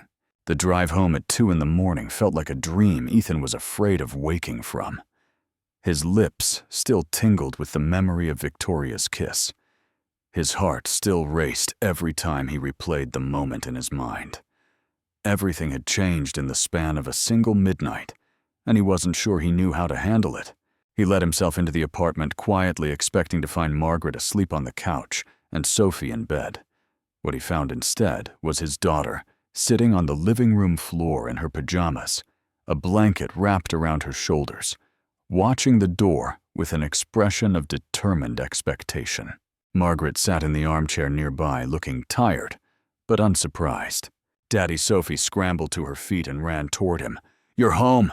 Did you do it? Did you kiss someone at midnight?" Ethan caught her up in his arms, lifting her off the ground and holding her close. "How are you still awake? It's way past your bedtime. I couldn't sleep." Sophie pulled back to look at his face with those knowing eyes that always saw too much. "Mommy said I needed to stay awake for when you got home. She said tonight was going to be special." Ethan glanced at Margaret, who was watching them with a complicated expression. "And was it special?" Margaret asked quietly. "Tonight. Yeah." Ethan's voice cracked on the word. "Yeah, it was." Sophie clapped her hands together in delight. "You kissed Miss Victoria Mommy showed me in my dream. She showed me the red dress and the confetti and everything. She said you were finally brave enough." The words hit Ethan like a wave, and he sat down heavily on the couch, pulling Sophie onto his lap. "How did you know about the red dress? I never told you what Victoria was wearing." "Mommy told me." Sophie said it like it was the most obvious thing in the world. "She shows me things sometimes. She said Miss Victoria looked like a princess, and you looked like a prince, and it was perfect." Margaret made a small sound, something between a laugh and a sob. When Ethan looked at her, tears were streaming down her face. "I didn't believe it," she whispered. "When Sophie would tell me about her dreams, I thought it was just a child's imagination. But she's been describing things for years, Ethan. Things she couldn't possibly know. Things about Lauren that I never told anyone." "Like what?" "Like the song I sang to Lauren every night when she was a baby. Like the way Lauren used to count the stars before she fell asleep. Like the exact words of the poem I read at her christening." Margaret's voice was shaking. "Sophie told me all of those things, and I never ever mentioned any of them to her." Ethan held his daughter closer, feeling the weight of everything she had carried for them, without fully understanding it. "Sophie, do you know what your dreams mean?" Sophie nodded solemnly. "It means Mommy is still here, just different. She can't hug us, or make cookies, or brush my hair anymore, but she can still talk to me when I sleep, and she can still watch over us and help us find people who will make us happy. And you think Miss Victoria is one of those people. I know she is." Sophie's certainty was absolute. Mommy sent her specially. She said Miss Victoria's heart is lonely too, and we're going to make each other's hearts better. Later that night, after Margaret had gone home and Sophie had finally agreed to sleep, Ethan sat in the living room with his daughter's latest drawing in his hands. She had made it the day before, but had been saving it, she said, for when he got home from the party. The drawing showed 4 people standing together in front of a house. A man with dark hair, a woman with yellow hair in a red dress, a little girl with dark curly hair, and floating above them all, a butterfly with the words, "Mommy watching," written in Sophie's unsteady handwriting. Ethan traced the figures with his finger, marveling at how his daughter had seen the future before it happened. How she had known that Victoria would become part of their family before Victoria and Ethan had even admitted their feelings to each other. "How did you know?" he silently asked the butterfly. "How could you possibly have known that this was what we needed?" The drawing didn't answer. But somewhere in the depths of his heart, Ethan felt a warmth that had been missing for 5 long years. A week after New Year's, Ethan stood in front of his bathroom mirror, adjusting his collar for the 15th time, and wondering if he had somehow forgotten how to date in the years since Lauren's death. "You look fine, Daddy." Sophie was perched on the edge of the bathtub offering commentary on his preparation with the seriousness of a 5-year-old fashion consultant. "Miss Victoria already likes you. You don't have to be nervous. That's easy for you to say. You're not the one who has to make conversation for 2 hours. Just talk about butterflies. Everyone likes butterflies." Ethan laughed despite his nerves. "I'm not sure that's going to work, but I appreciate the advice." The restaurant Victoria had chosen was a small Italian place in a quieter part of the city, the kind of establishment that relied on word of mouth rather than advertising, and where the owner knew the regular customers by name. Ethan arrived first and secured a corner table, ordering a glass of wine to calm his nerves while he waited. When Victoria walked through the door, he felt his heart skip the same way it had at the party. She wore something simpler tonight, a dark blue dress that brought out the color of her eyes, and her blonde hair fell in soft waves around her shoulders. She looked less like a CEO and more like the woman Ethan had come to know through late-night conversations and shared moments. "I've been thinking about what to say all week," Victoria admitted as she sat down across from him. "And now that I'm here, I can't remember any of it." "That makes 2 of us." They ordered food they barely tasted, and wine they sipped more for comfort than pleasure. The conversation started awkwardly, both of them suddenly shy around each other despite everything they had shared at the party. But gradually the words began to flow more naturally.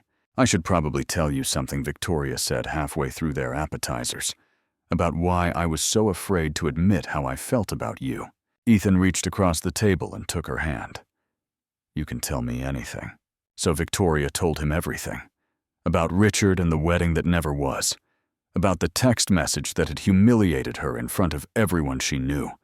About the endometriosis diagnosis and the fertility specialist who had crushed her dreams of having children. About the walls she had built to protect herself and the years she had spent convincing herself that she was better off alone. He said he found someone who could give him what I couldn't. Victoria said, her voice steady despite the emotion in her eyes. He meant children. He meant I wasn't enough because I couldn't give him the family he wanted. Ethan squeezed her hand, feeling anger rise in his chest on her behalf. He was wrong, was he? Though Victoria's voice was small, in a way Ethan had never heard before. I can't have children, Ethan. At least not biologically. If we go forward with this with us, you need to know that. Sophie is wonderful, and I love her already. But if you wanted more children, Victoria... Ethan interrupted her gently but firmly. I already have a daughter. She's everything I could ever ask for. And if you and I have a future together, it won't be because you can or can't do anything specific. It will be because I love you. Victoria's breath caught. You love me. The words had slipped out before Ethan could stop them, but they felt true in a way that surprised even him. I think I have for a while now. I was just too scared to admit it. I love you too. Victoria laughed through the tears that were suddenly streaming down her face. I've loved you since that first day when Sophie showed me her butterfly drawings, and you apologized for her being a distraction. She wasn't a distraction. Neither were you. You were the first thing in years that felt like coming home. They talked for 3 more hours after that, long past the point when their food had gone cold, and their wine glasses had been refilled twice. They talked about their pasts, their fears, their hopes for the future. They talked about Sophie and how any relationship between them would need to center on her well-being. They talked about their professional situation and how they would navigate being in a relationship while Victoria was still technically Ethan's boss. "We'll figure it out," Victoria said finally, as the restaurant began preparing to close. "We'll take it slow. We'll communicate. And we'll put Sophie first, always." "That's all I needed to hear," Ethan said. They walked out into the cold night air, their breath forming clouds that mingled together in the darkness. Ethan turned to Victoria at the corner, where their paths would diverge, taking her hands in his. "Thank you," he said, "for being brave enough to tell me how you felt, for waiting for me to be ready, for loving Sophie even before you loved me." Victoria smiled, and it was the most beautiful thing Ethan had ever seen. "Thank you for giving me a reason to believe in love again." He kissed her then, softer than at midnight, but no less meaningful. A promise of things to come. The months that followed moved with a rhythm that felt both new and familiar, as if the three of them had always been meant to find their way to each other. Victoria started coming over for Saturday morning pancakes, a tradition that Sophie insisted on with the same determination she brought to everything else. At first, Victoria sat at the kitchen table like a guest, uncertain of her place in this domestic scene. But Sophie quickly corrected that. "Miss Victoria, you have to help with the butterflies," Sophie declared on the third Saturday, brandishing a butterfly-shaped cookie cutter. "This is butterfly toast, and it's very important." So Victoria stood at the counter next to Sophie, carefully cutting shapes out of bread and learning the precise specifications for what made butterfly toast acceptable. Not too dark, not too soft, with just the right amount of cinnamon sugar on top. "You're doing it wrong," Sophie announced, examining Victoria's efforts with a critical eye. "The wings need to be even. Like this." Victoria adjusted her technique. Sophie studied the result. "Better. You're getting good at this. Daddy used to be terrible, but he practiced a lot." Ethan watched these interactions with a wonder that never quite faded. Victoria, the CEO who commanded boardrooms and closed million-dollar deals, taking instruction from a 5-year-old on the proper way to cut bread into butterfly shapes. And more importantly, Victoria genuinely enjoying it, her face lit with a joy that Ethan suspected she had been missing for years. The sleepovers started a few months later, always with Sophie's enthusiastic approval. Sophie would camp out in the living room on those nights, declaring that the floor was more exciting than her bed, and Victoria would tuck her in with a gentleness that made Ethan's heart ache. One night, Sophie woke from a nightmare, the first real nightmare she had experienced in over a year. Ethan and Victoria both heard her cry out and rushed to the living room together, but Sophie reached for Victoria, instinctively burying her face in Victoria's shoulder and clinging to her with desperate little hands. "It was scary," Sophie whimpered. "The butterflies went away, and Mommy couldn't find me." "Shh," Victoria soothed, rocking her gently. "I've got you. The butterflies are still here. Your Mommy can always find you." She began to sing a soft lullaby that Ethan had never heard before, and Sophie's trembling gradually eased. By the time the song ended, Sophie was asleep again, her breathing deep and regular. "What was that song?" Ethan asked quietly, not wanting to wake Sophie. "It was something my mother used to sing to me before she died," Victoria answered. "I haven't thought about it in years. It just came back to me." Ethan found them still there in the morning, Victoria asleep in the makeshift bed with Sophie curled against her side. He stood in the doorway watching them, two of the people he loved most in the world, and felt something settle into place in his heart. This was his family. Unconventional, unexpected, built from broken pieces and brought together by forces he didn't fully understand. But his family nonetheless. If you believe that our loved ones guide us from above, hit that like button. The relationship between a CEO and one of her employees was never going to be simple, and the complications arrived faster than either of them had anticipated. It started with whispers in the break room that fell silent whenever Ethan walked by. Then came the knowing looks, the raised eyebrows, the carefully neutral expressions that were anything but neutral. Ethan's colleagues, who had spent years ignoring him while he struggled through single parenthood, suddenly found him very interesting indeed. I heard she promoted him 3 times last year, someone said loudly enough for Ethan to hear. And they call it merit-based. I heard he started bringing his kid to the office just to get close to her. Can you imagine using your own child like that? The accusation stung more than Ethan wanted to admit. He had worked hard for every promotion, had earned his position through late nights and early mornings, and consistent results. The idea that anyone thought he had traded on Sophie's cuteness to advance his career made him feel sick. When the formal HR complaint arrived, it felt almost inevitable. Anonymous Victoria said, handing him the printed document across her desk, which means it could be anyone. They're alleging that I've shown favoritism toward you, created a hostile work environment for other employees, and used my position to pursue a personal relationship. What do we do? Ethan asked, fear making his voice tighter than he intended. What we should have done from the beginning. Victoria's expression was calm, almost eerily so. We disclosed the relationship officially. We document everything to show that your promotions were merit-based. And we let the chips fall where they may. And if the board decides this is a conflict of interest, what if they ask you to step down?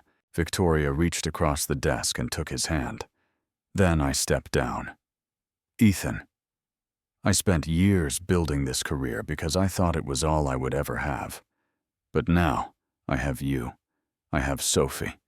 I'm not going to lose you because I'm afraid of what might happen to my job. The disclosure process was formal and excruciating. They sat through hours of meetings with HR, with the board, with legal counsel answering questions about timelines and professional interactions, and the exact nature of their relationship.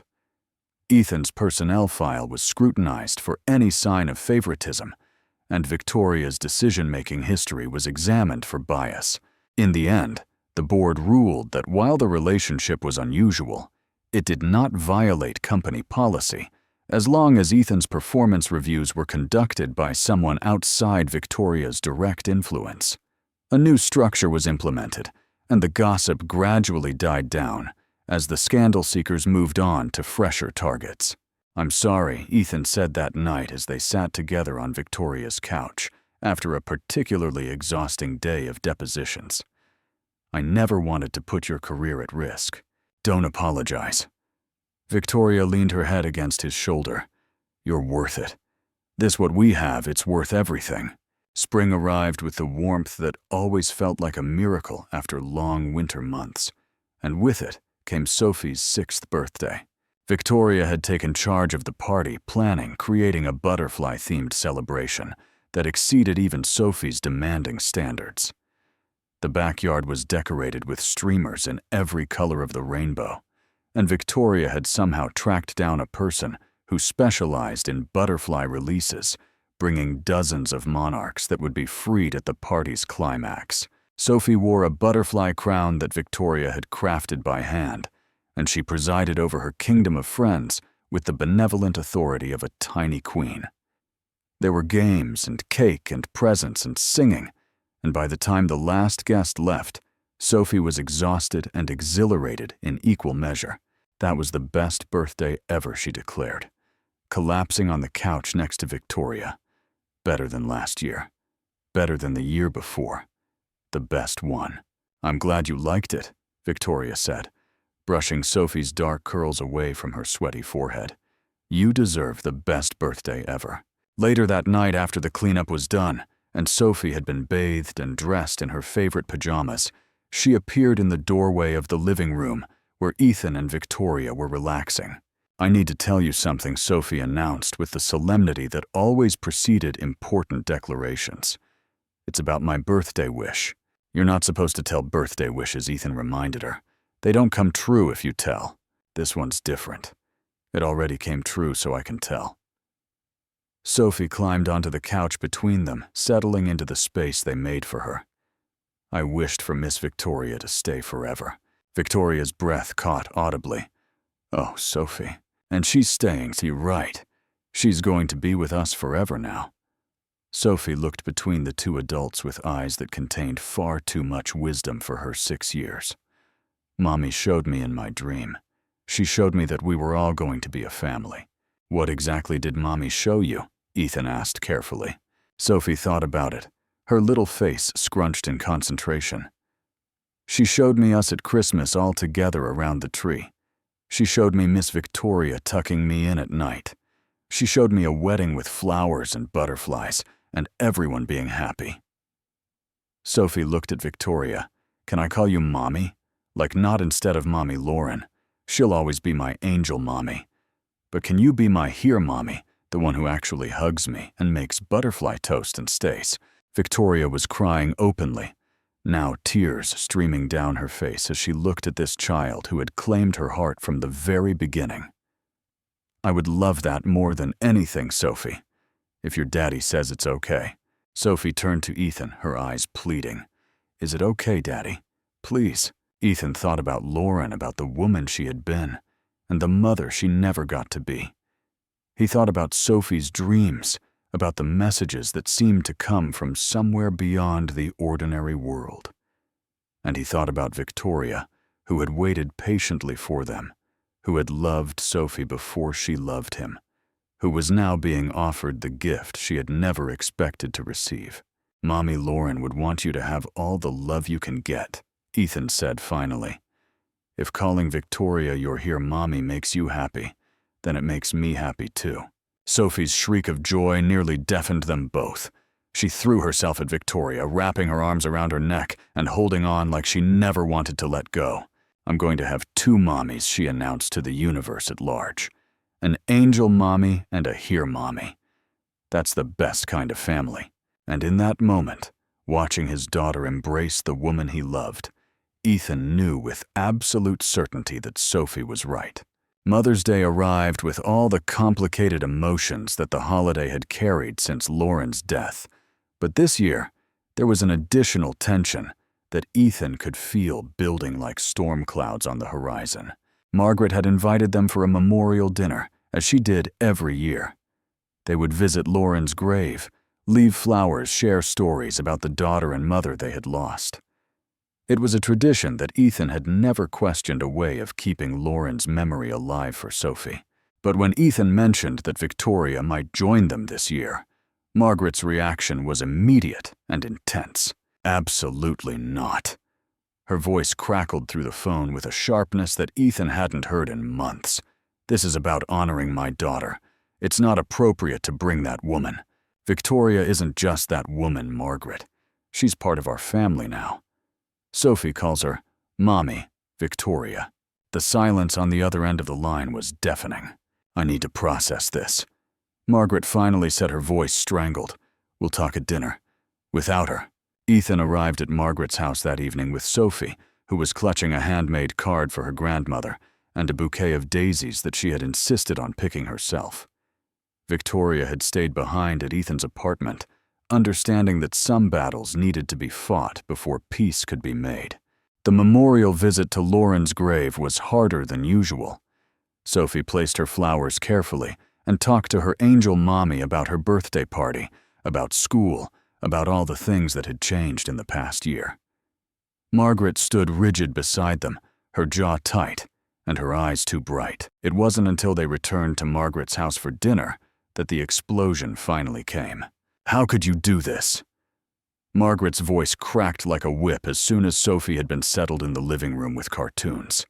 How could you let some stranger take my daughter's place? No one is taking Lauren's place, Ethan said, fighting to keep his voice calm. Victoria isn't replacing anyone. She's adding to our family, not subtracting from it. She's erasing my daughter. Margaret's composure shattered completely. Sophie calls her Mommy. Do you understand what that means? My Lauren gave her life to bring Sophie into this world, and now Sophie is giving that title away to a woman she's barely known for a year. Sophie has 2 mommies now. That was her choice, and I supported it, because it makes her happy. Happy Margaret laughed bitterly. You're teaching her that people are replaceable. That her mother can just be swapped out for a newer model whenever you feel like moving on. That's not what this is, and you know it. Do I? Margaret stepped closer, her grief transforming into fury. Because from where I'm standing, it looks exactly like that. It's been barely 6 years since Lauren died, Ethan. 6 years. And you've already moved on to someone new. You've already given your daughter permission to forget her mother. Sophie has never forgotten Lauren. Ethan's own temper was rising now. She talks about Lauren all the time. She dreams about her. She believes that Lauren sent Victoria to us. And honestly, Margaret, I think she might be right. Don't you dare. Margaret's voice dropped to a dangerous whisper. Don't you dare use my granddaughter's fantasies to justify your affair. Lauren didn't send anyone. Lauren is dead. She's been dead for 6 years, and she doesn't get to have opinions about who you date or who calls themselves Sophie's mother. Maybe not. But I do. And I'm telling you that Victoria is good for Sophie. She's good for me. And I'm not going to apologize for finding happiness again just because it makes you uncomfortable. The silence that followed was absolute, broken only by the faint sounds of cartoons from the other room. Margaret stared at Ethan with an expression of profound betrayal, and Ethan stared back with one of determination that he hadn't known he possessed. If she comes to family gatherings, Margaret finally set her voice flat and cold. I won't be there. You'll have to choose. Then I choose Sophie's happiness. Ethan's words felt like stones dropping into still water. And Sophie wants Victoria. If you can't accept that, then you're the one making this choice, not me. He gathered Sophie and her things and drove home in a silence that felt like the aftermath of a war. When Sophie asked why Grandma was so sad, Ethan didn't know how to answer. The business conference in Seattle should have been routine. Victoria had attended dozens like it over the year's events, where industry leaders gathered to network and share insights and jockey for position. She knew the rhythms of these gatherings, intimately knew how to work a room and close a deal and make her presence felt without appearing to try. What she didn't expect was to see Richard. He was standing near the champagne bar, looking exactly as she remembered him. The expensive suit, the confident stance, the charming smile that had once made her believe in forever. Beside him stood a woman with brown hair and a noticeable baby bump, wearing a wedding ring that caught the light whenever she moved. His new wife, his new family, the things he had left Victoria to find. Victoria Richards' voice carried across the room, and she knew there was no escaping without a scene. I heard you made CEO. Congratulations. Thank you. Victoria kept her voice professional, pleasant, revealing nothing. And you must be Melissa.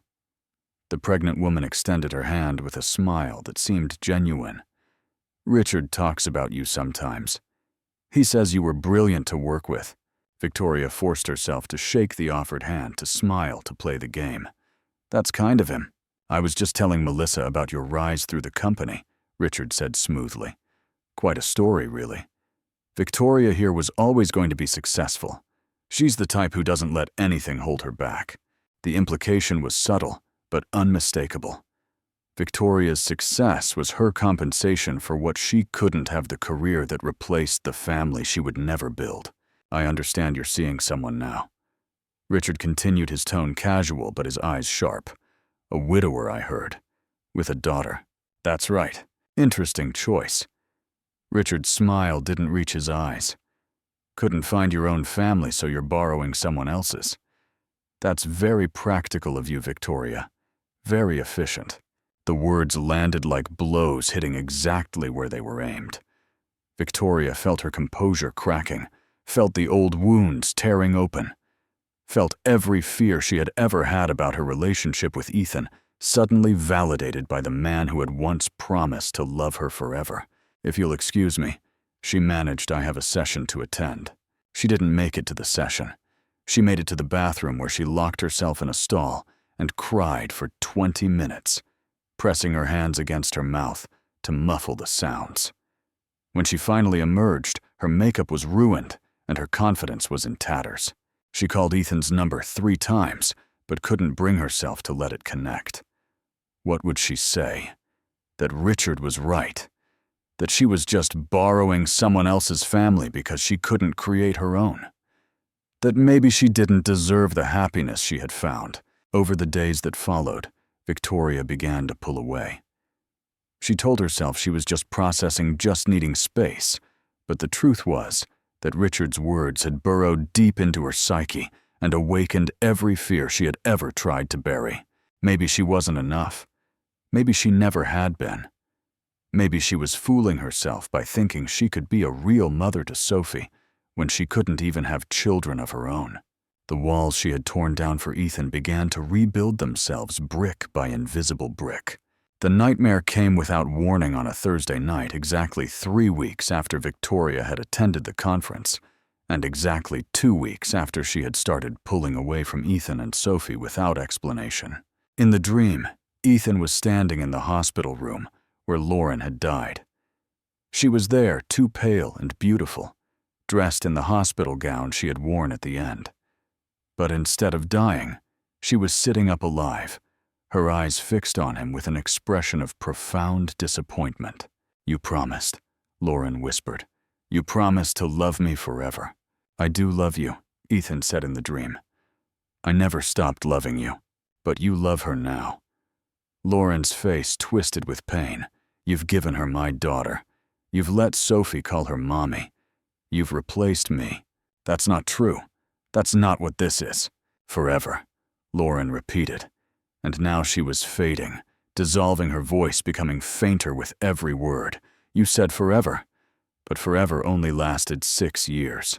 Ethan woke, gasping, his heart pounding so hard he could feel it in his temples.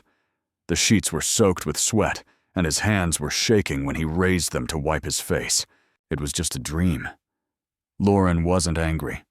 Lauren had sent Victoria to them. Sophie had said so dozens of times. The dreams Sophie described were loving, supportive, full of blessing. So why did Ethan suddenly feel like he had betrayed everything he had ever promised? The guilt that had been lurking at the edges of his consciousness for months suddenly flooded through him with overwhelming force. What if he was wrong? What if Sophie's dreams were just dreams? A little girl's imagination creating comfort where none existed. What if he had been using his daughter's fantasies to justify his own desires? And Victoria. Victoria had been so distant lately, so withdrawn. She canceled plans, made excuses, spoke to him in that professional tone she hadn't used since they first started dating. Was she having doubts too? Had she realized that this relationship was too complicated, too messy, too weighted with ghosts and obligations? Maybe he should let her go. Maybe it would be easier for everyone if he just went back to being alone, back to the safe isolation he had built around himself and Sophie. Maybe happiness was too much to ask for. He called Victoria the next morning and asked if they could meet for lunch. They sat across from each other at a small cafe near the office, and Ethan studied Victoria's face for signs of what she was feeling. She looked tired, he realized. Tired and sad in a way she hadn't been since the early days of their relationship. "Something's wrong," he said quietly. "You've been pulling away, and I think I know why." "Ethan, I had a nightmare last night. About Lauren." He forced himself to continue despite the pain of the words. "She told me I was betraying her, that I had replaced her. And I woke up thinking maybe she was right." Victoria's face went pale. "Oh, Ethan, I think maybe we've been moving too fast." The words tasted like poison in his mouth, but he made himself say them.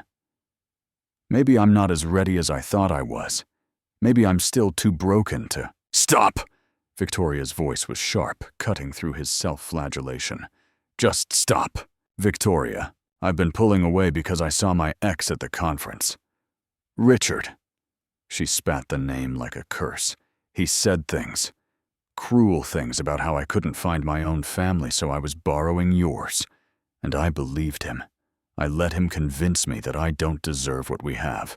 Ethan stared at her, processing this new information. "Your ex-fiancé, the one who left you at the altar, the one who told me I wasn't enough because I couldn't give him children. He's married now. His wife is pregnant. Victoria laughed bitterly. He was there with his perfect family, and he made me feel like everything I've built with you and Sophie is just pretend, just borrowed, just temporary. Victoria, that's not true, isn't it? Her eyes were bright with unshed tears. I can't give you more children, Ethan. What if someday you wake up and realize you want that? What if you regret being with someone who can't give you a bigger family? I don't want more children. I have Sophie. She's enough. You're enough. Ethan reached across the table and took her hands. Victoria, listen to me. You are not borrowing my family. You are part of my family. Sophie loves you. I love you. And no ex-boyfriend with a complex has the right to tell you otherwise. But your nightmare was just a nightmare, probably because I was feeling guilty about how happy I've been. Ethan squeezed her hands. The real Lauren, the one Sophie sees in her dreams, wants this for us. She sent you to us. Remember, Sophie says it all the time. Victoria was crying now, tears streaming down her cheeks in a way she never allowed in public. I've been so stupid. I've been letting him win, letting his words poison everything we've built. Then stop letting him win. Ethan's voice was firm. Stop running. Stop building walls. Let me love you, Victoria. Let Sophie love you. Let us prove that you deserve exactly what we have. They sat there in that cafe for a long time, holding hands across the table, while Victoria cried, and Ethan offered silent comfort. The lunch crowd came and went around them, but they barely noticed. I'm sorry, Victoria finally said, her voice hoarse. I'm sorry for pulling away. I'm sorry for making you doubt what we have. Don't be sorry. Just come home. 3 weeks of misery had taken their toll on everyone. But Sophie bore the weight most visibly. She stopped eating properly, pushing food around her plate with listless disinterest. She stopped drawing butterflies, her markers sitting untouched in their box. Worst of all, she stopped dreaming about her mother. Mommy's gone quiet, Sophie whispered to Margaret during one of her grandmother's visits. I can't hear her anymore. Margaret, who had been watching her granddaughter's decline with growing concern, felt something crack open in her chest. What do you mean, sweetie? She used to talk to me in my dreams every night. She showed me things and told me things and made me feel better when I was sad. Sophie's voice was small and hollow. But now when I sleep, she's not there. It's just dark and quiet and lonely. Margaret thought about everything she had said to Ethan, all the accusations she had hurled, all the ultimatums she had made. She had been so focused on her own grief, her own sense of betrayal, that she hadn't stopped to consider what her anger was doing to the people she claimed to love. Sophie wasn't eating. Sophie wasn't creating. Sophie wasn't dreaming. And now Margaret understood why. I need to talk to your daddy, Margaret said quietly. Can you stay with the cartoons for a little while? She found Ethan in the kitchen, staring at a cup of coffee that had long since gone cold. He looked as terrible as Sophie did, dark circles under his eyes, and a weariness in his posture that went beyond physical exhaustion. Something's happened to her, Ethan said before Margaret could speak. To Victoria. She's pulling away, and I don't know why. And Sophie's dreams have stopped, and I'm scared it means something. Margaret sat down across from her son-in-law, the man she had blamed for surviving when her daughter didn't, the man she had accused of betrayal for daring to find happiness again. Looking at him now, she saw only a father who loved his daughter and was terrified of failing her. I've made terrible mistakes, Margaret said quietly. I said things to you that were cruel and unfair. I was so angry about losing Lauren that I couldn't see anything else. Margaret, let me finish. Please. She took a deep breath, gathering the courage to say what needed to be said. When Sophie was born, when Lauren died, I blamed the baby. Not consciously, not intentionally, but somewhere deep down, I resented this tiny person who had lived while my daughter hadn't. I spent years trying to love Sophie, while also trying not to hate her, and it nearly destroyed both of us. Ethan's expression had shifted from weariness to something like understanding. I didn't know. Of course you didn't. I hid it. I buried it so deep that I almost convinced myself it wasn't there. Margaret's voice cracked. And then you found Victoria, and Sophie started calling her mommy, and all that buried resentment came flooding back. I wasn't angry about Lauren being replaced. I was angry about finally having to let her go. She reached across the table and took Ethan's hand, a gesture she had rarely offered since the early days of his marriage to her daughter. Lauren would want you happy. I've known that all along, but I couldn't admit it, because admitting it felt like admitting that she's really gone, that she's never coming back, that my daughter, my baby girl, is just gone. The tears came then, for both of them. Tears that had been waiting years to fall. I want you to be happy, Ethan. I want Sophie to be happy. And if Victoria is part of that happiness, then I need to stop standing in the way. Margaret squeezed his hand. Go get her. Fix whatever's broken. Bring her back to this family. Ethan stared at his mother-in-law, at this woman who had been more enemy than ally for years, and felt something heal between them that he hadn't known was wounded. Thank you, he whispered.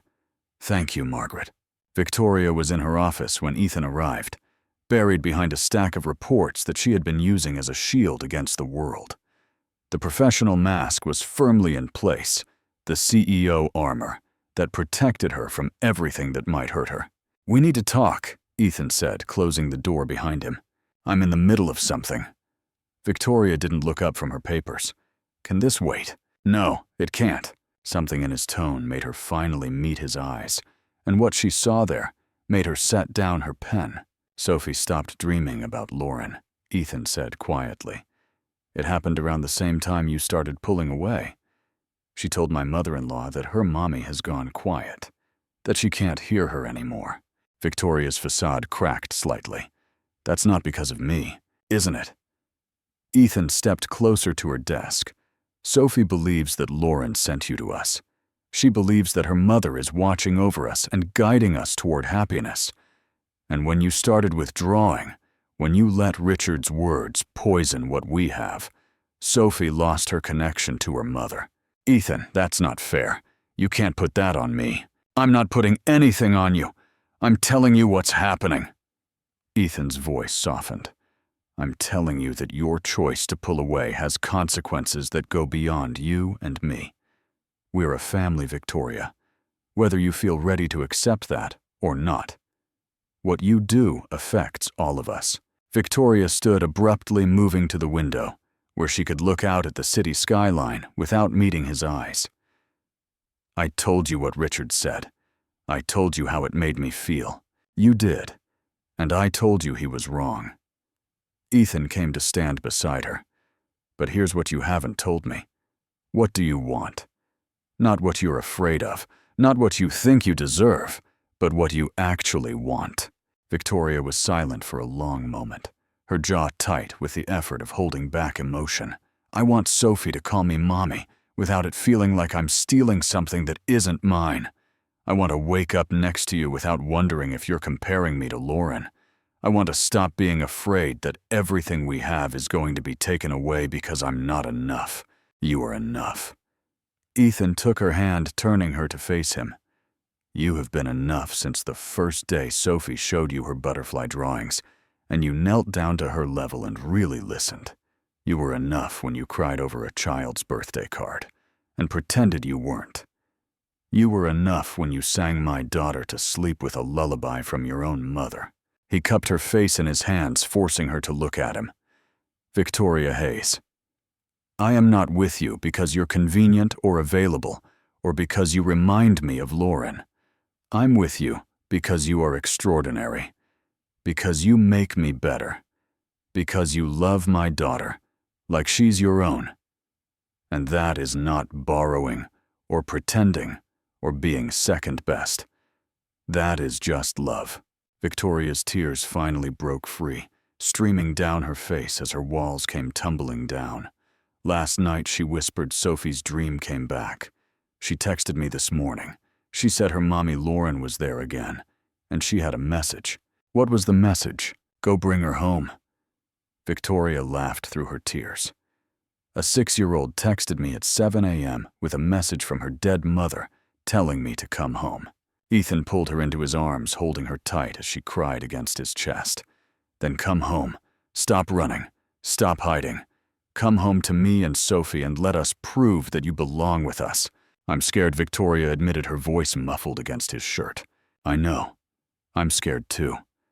But I'd rather be scared with you than safe without you. Victoria pulled back to look at him, her makeup ruined and her professional armor completely gone.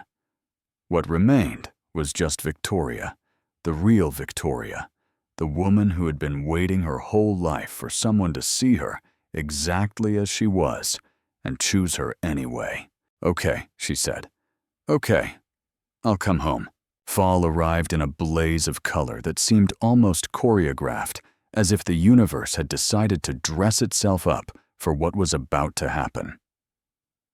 The trees along the city streets turned gold and crimson and amber, and the air carried that particular autumn crispness that made everything feel new and possible. Ethan had been planning for weeks, coordinating with Sophie in whispered conversations and secret meetings that made his daughter feel very important and grown up. The ring had been purchased months ago, hidden in the back of his sock drawer, waiting for the right moment. The right moment they had finally decided was the anniversary of their first kiss. We're going back to the hotel, Victoria asked when Ethan told her about the dinner reservation. The same hotel as last New Year's. The same ballroom, actually. They're hosting a private event that night, and I pulled some strings to get us a table. Victoria smiled, touching his face with gentle fingers. You're a romantic, Ethan Harper. Who knew? Sophie knew. She's been helping me plan. The ballroom looked different in autumn than it had in winter, decorated now in warm golds and deep burgundies rather than silver and sapphire. But the chandeliers still sparkled, and the windows still framed a spectacular view, and the space still carried the weight of everything that had happened there almost a year ago. Victoria noticed the photographs first. They were arranged around the room, dozens of them, documenting the journey that had brought them to this moment. There was the first photo of Sophie showing Victoria her butterfly drawings captured on someone's phone and printed large enough to see every detail. There was Victoria at Sophie's birthday party, covered in frosting, and laughing harder than Ethan had ever seen.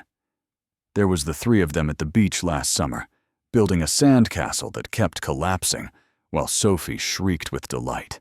Memory after memory, moment after moment, arranged like stations of the cross leading toward an altar at the center of the room.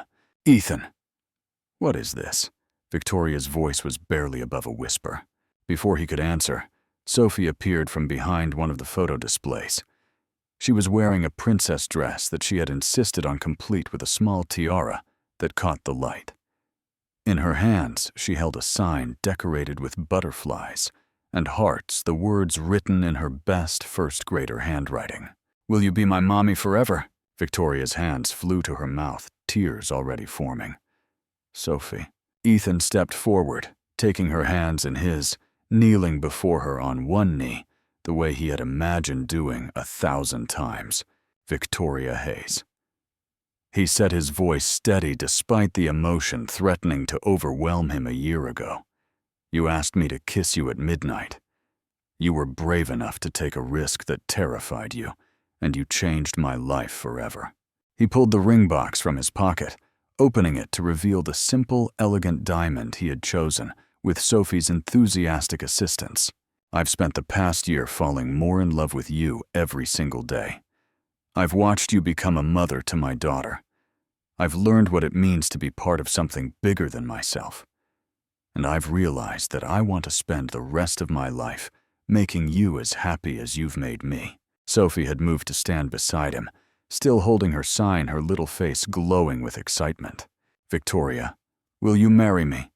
Will you be my wife and Sophie's mommy forever and always? Victoria was crying too hard to speak, but she was nodding emphatically, her whole body trembling with the force of her joy. Yes, she finally managed to whisper. Yes, 1,000 times, yes. Ethan slid the ring onto her finger, then rose to pull her into his arms. Sophie joined them immediately, wrapping her arms around both their waists and squealing with delight. She said yes. She said yes. Sophie chanted, bouncing with excitement. Mommy Lauren told me she would. She showed me in my dream last Christmas. Victoria laughed through her tears, pulling Sophie closer. Your Mommy Lauren is pretty smart, you know that? I know. Sophie beamed up at both of them. She said you're all going to be really, really happy. And she said she's proud of you, Daddy, for being brave enough to love again. Ethan felt the words pierce his heart in the best possible way. He looked at the woman who would become his wife, at the daughter who had guided them together, and he felt something that had been missing for 6 long years finally click into place. He was home. The engagement period was surprisingly peaceful, filled with wedding planning and family dinners, and the gradual weaving together of lives that had been separate for too long. Margaret surprised everyone by becoming Victoria's most enthusiastic wedding ally. She arrived at the apartment one afternoon with bridal magazines and fabric samples declaring that she intended to help with every detail of the ceremony. When Victoria expressed surprise at her involvement, Margaret took her hands with a gentleness that neither of them expected. My daughter is gone, Margaret said quietly. Nothing will ever change that. But you're here, and you love my granddaughter, and you've made my son-in-law smile in a way I thought he'd forgotten how to. I'm choosing to be grateful for that, rather than resentful about what we've lost. The two women had embraced tears, mixing as walls came down and bridges were built. Sophie, meanwhile, had embraced her role as wedding consultant with all the intensity of a 6-year-old who had been dreaming about this moment for years. She had strong opinions about flowers. Butterflies were essential about colors, nothing boring, and about music. The song from her favorite movie had to be included somehow. Mommy Lauren says there should be butterfly releasing, Sophie announced one evening during a wedding planning session. She says the butterflies will carry messages to heaven, and everyone who's watching from up there will know we're happy. Victoria looked at Ethan, a question in her eyes. Butterfly releasing it, as Ethan confirmed. As the wedding date approached, Victoria felt the need to do something that she hadn't done since this all began. She asked Ethan and Sophie to take her to Lauren's grave. They went on a sunny afternoon in late spring when the cemetery was lush with new growth and the air smelled of flowers and fresh-cut grass.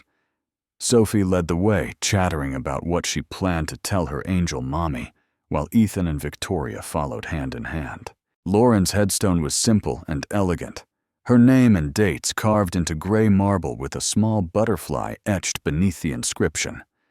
Sophie immediately began arranging the flowers they had brought, speaking to her mother in a steady stream of updates about school and friends and the upcoming wedding.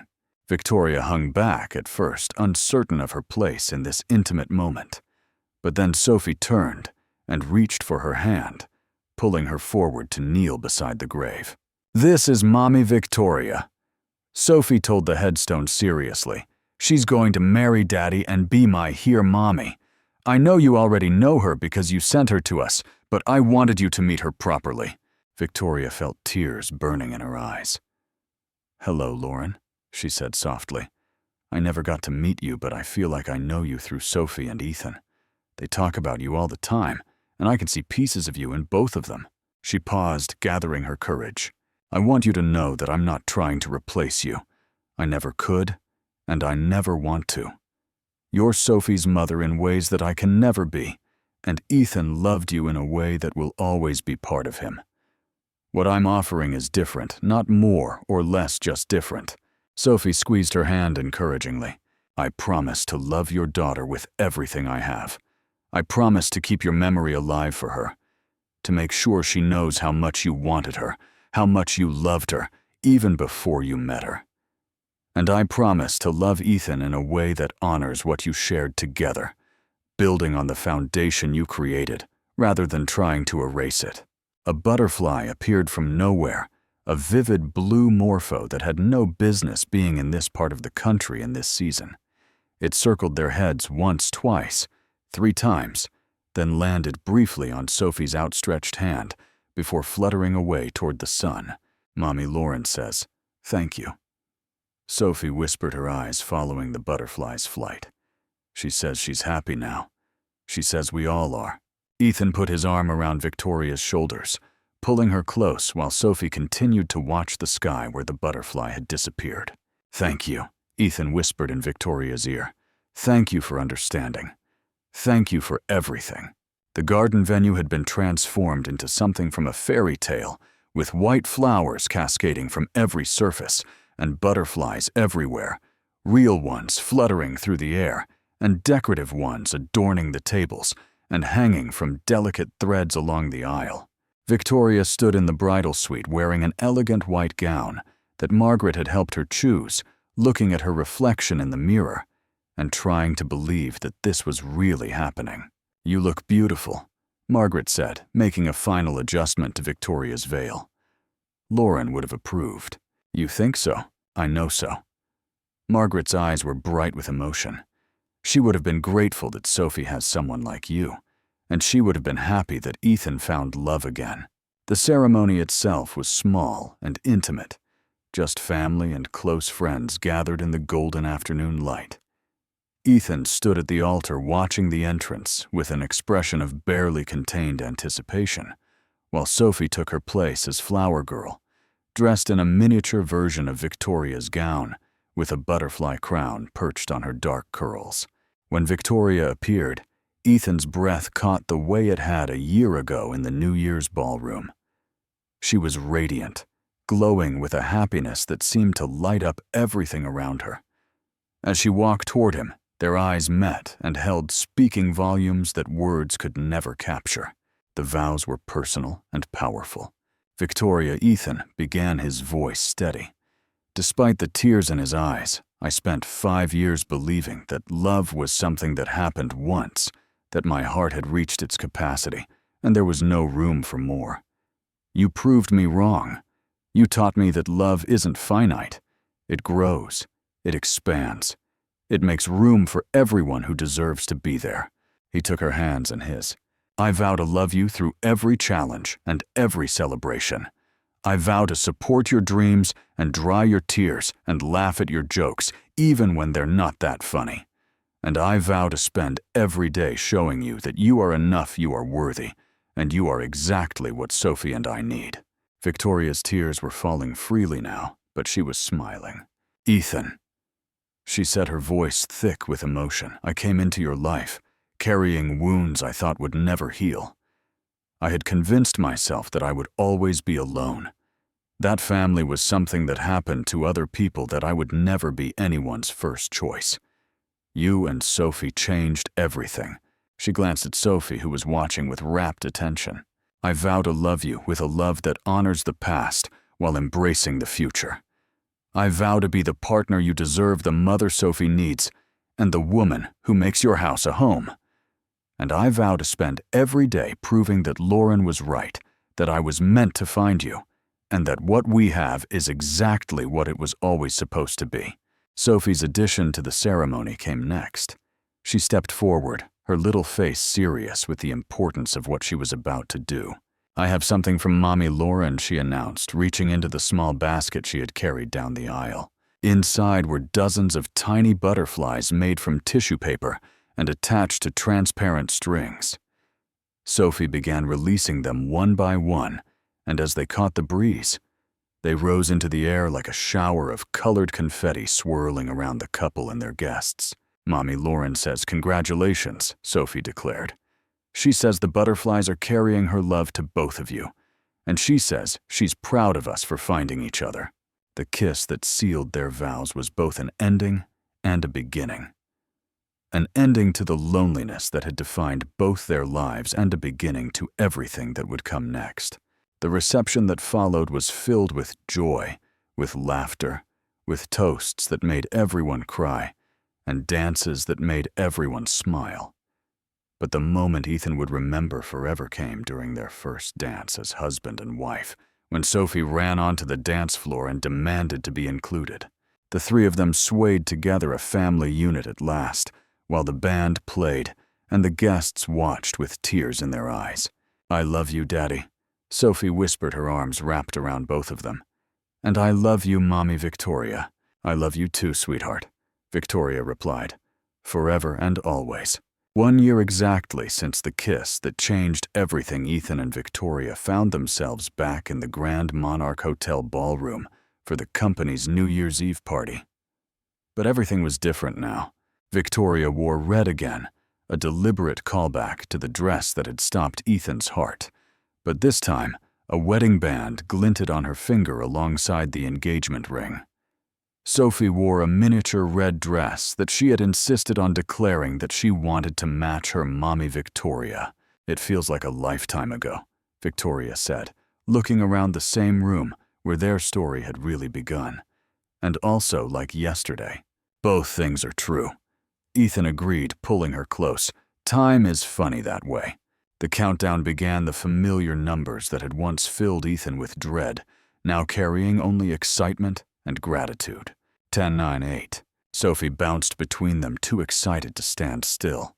7, 6, 5. Ethan thought about everything that had led to this moment. The grief and the healing, the fear and the courage, the walls that had been torn down and the bridges that had been built. 4, 3, 2.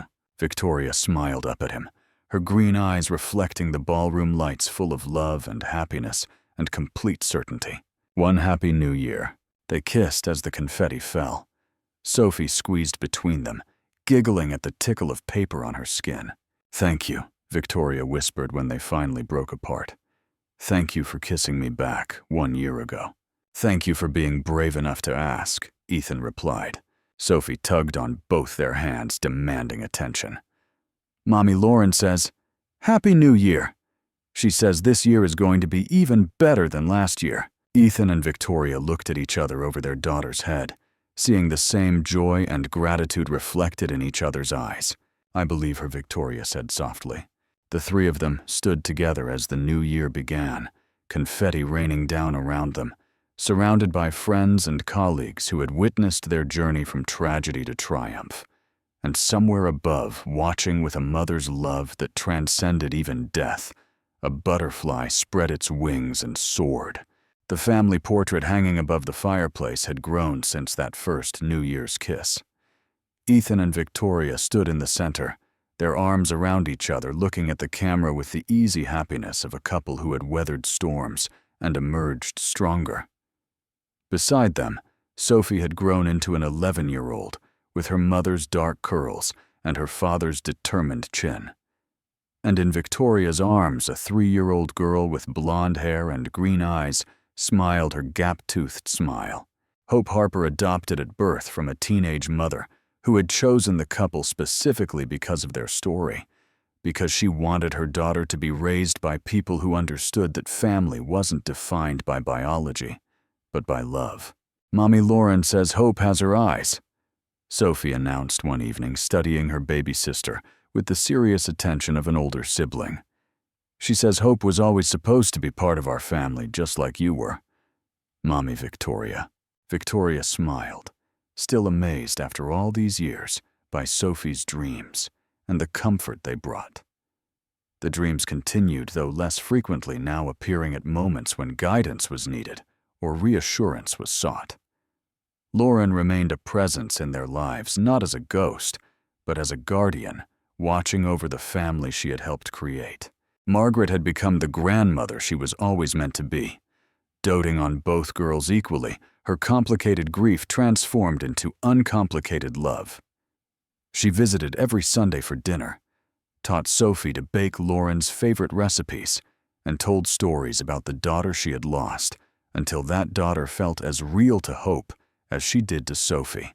Ethan had been promoted to CFO of Pinnacle Marketing, working alongside Victoria as equals rather than as boss and employee. They had found a balance that worked for them, leaving the office at the office and coming home to the chaos and joy of family life. And when Sophie asked one night if she could stop dreaming about Mommy Lauren, if it was okay to let those conversations fade, Lauren herself had provided the answer. Mommy says she'll always be there when I need her. Sophie reported the next morning, but she says I don't need her as much anymore. I have enough mommies now. The family portrait included one more element just visible at the edge of the frame. A small butterfly painted in vivid blue with the words "Always Watching" written beneath it in Lauren's handwriting, copied from the last birthday card she had ever given Ethan. Love multiplies. It never divides. Friends, if this story touched your heart, if it reminded you that love never truly dies, and that second chances are possible at any age, please don't just watch and walk away. Hit that subscribe button and join our channel family for more stories that restore your faith in love in family and in the extraordinary power of human connection. If this story moved you, please give it a like and share it with someone who needs to hear that it's okay to love again, that grief and joy can exist side by side, that the heart has an infinite capacity for growth. And tell us in the comments, do you believe our loved ones guide us from above? Have you experienced moments that felt like messages from beyond your story matters? We would love to hear it. Remember, sometimes the bravest thing we can do is whisper, "Kiss me," to the person who's too afraid to ask. And sometimes the bravest response is to say yes.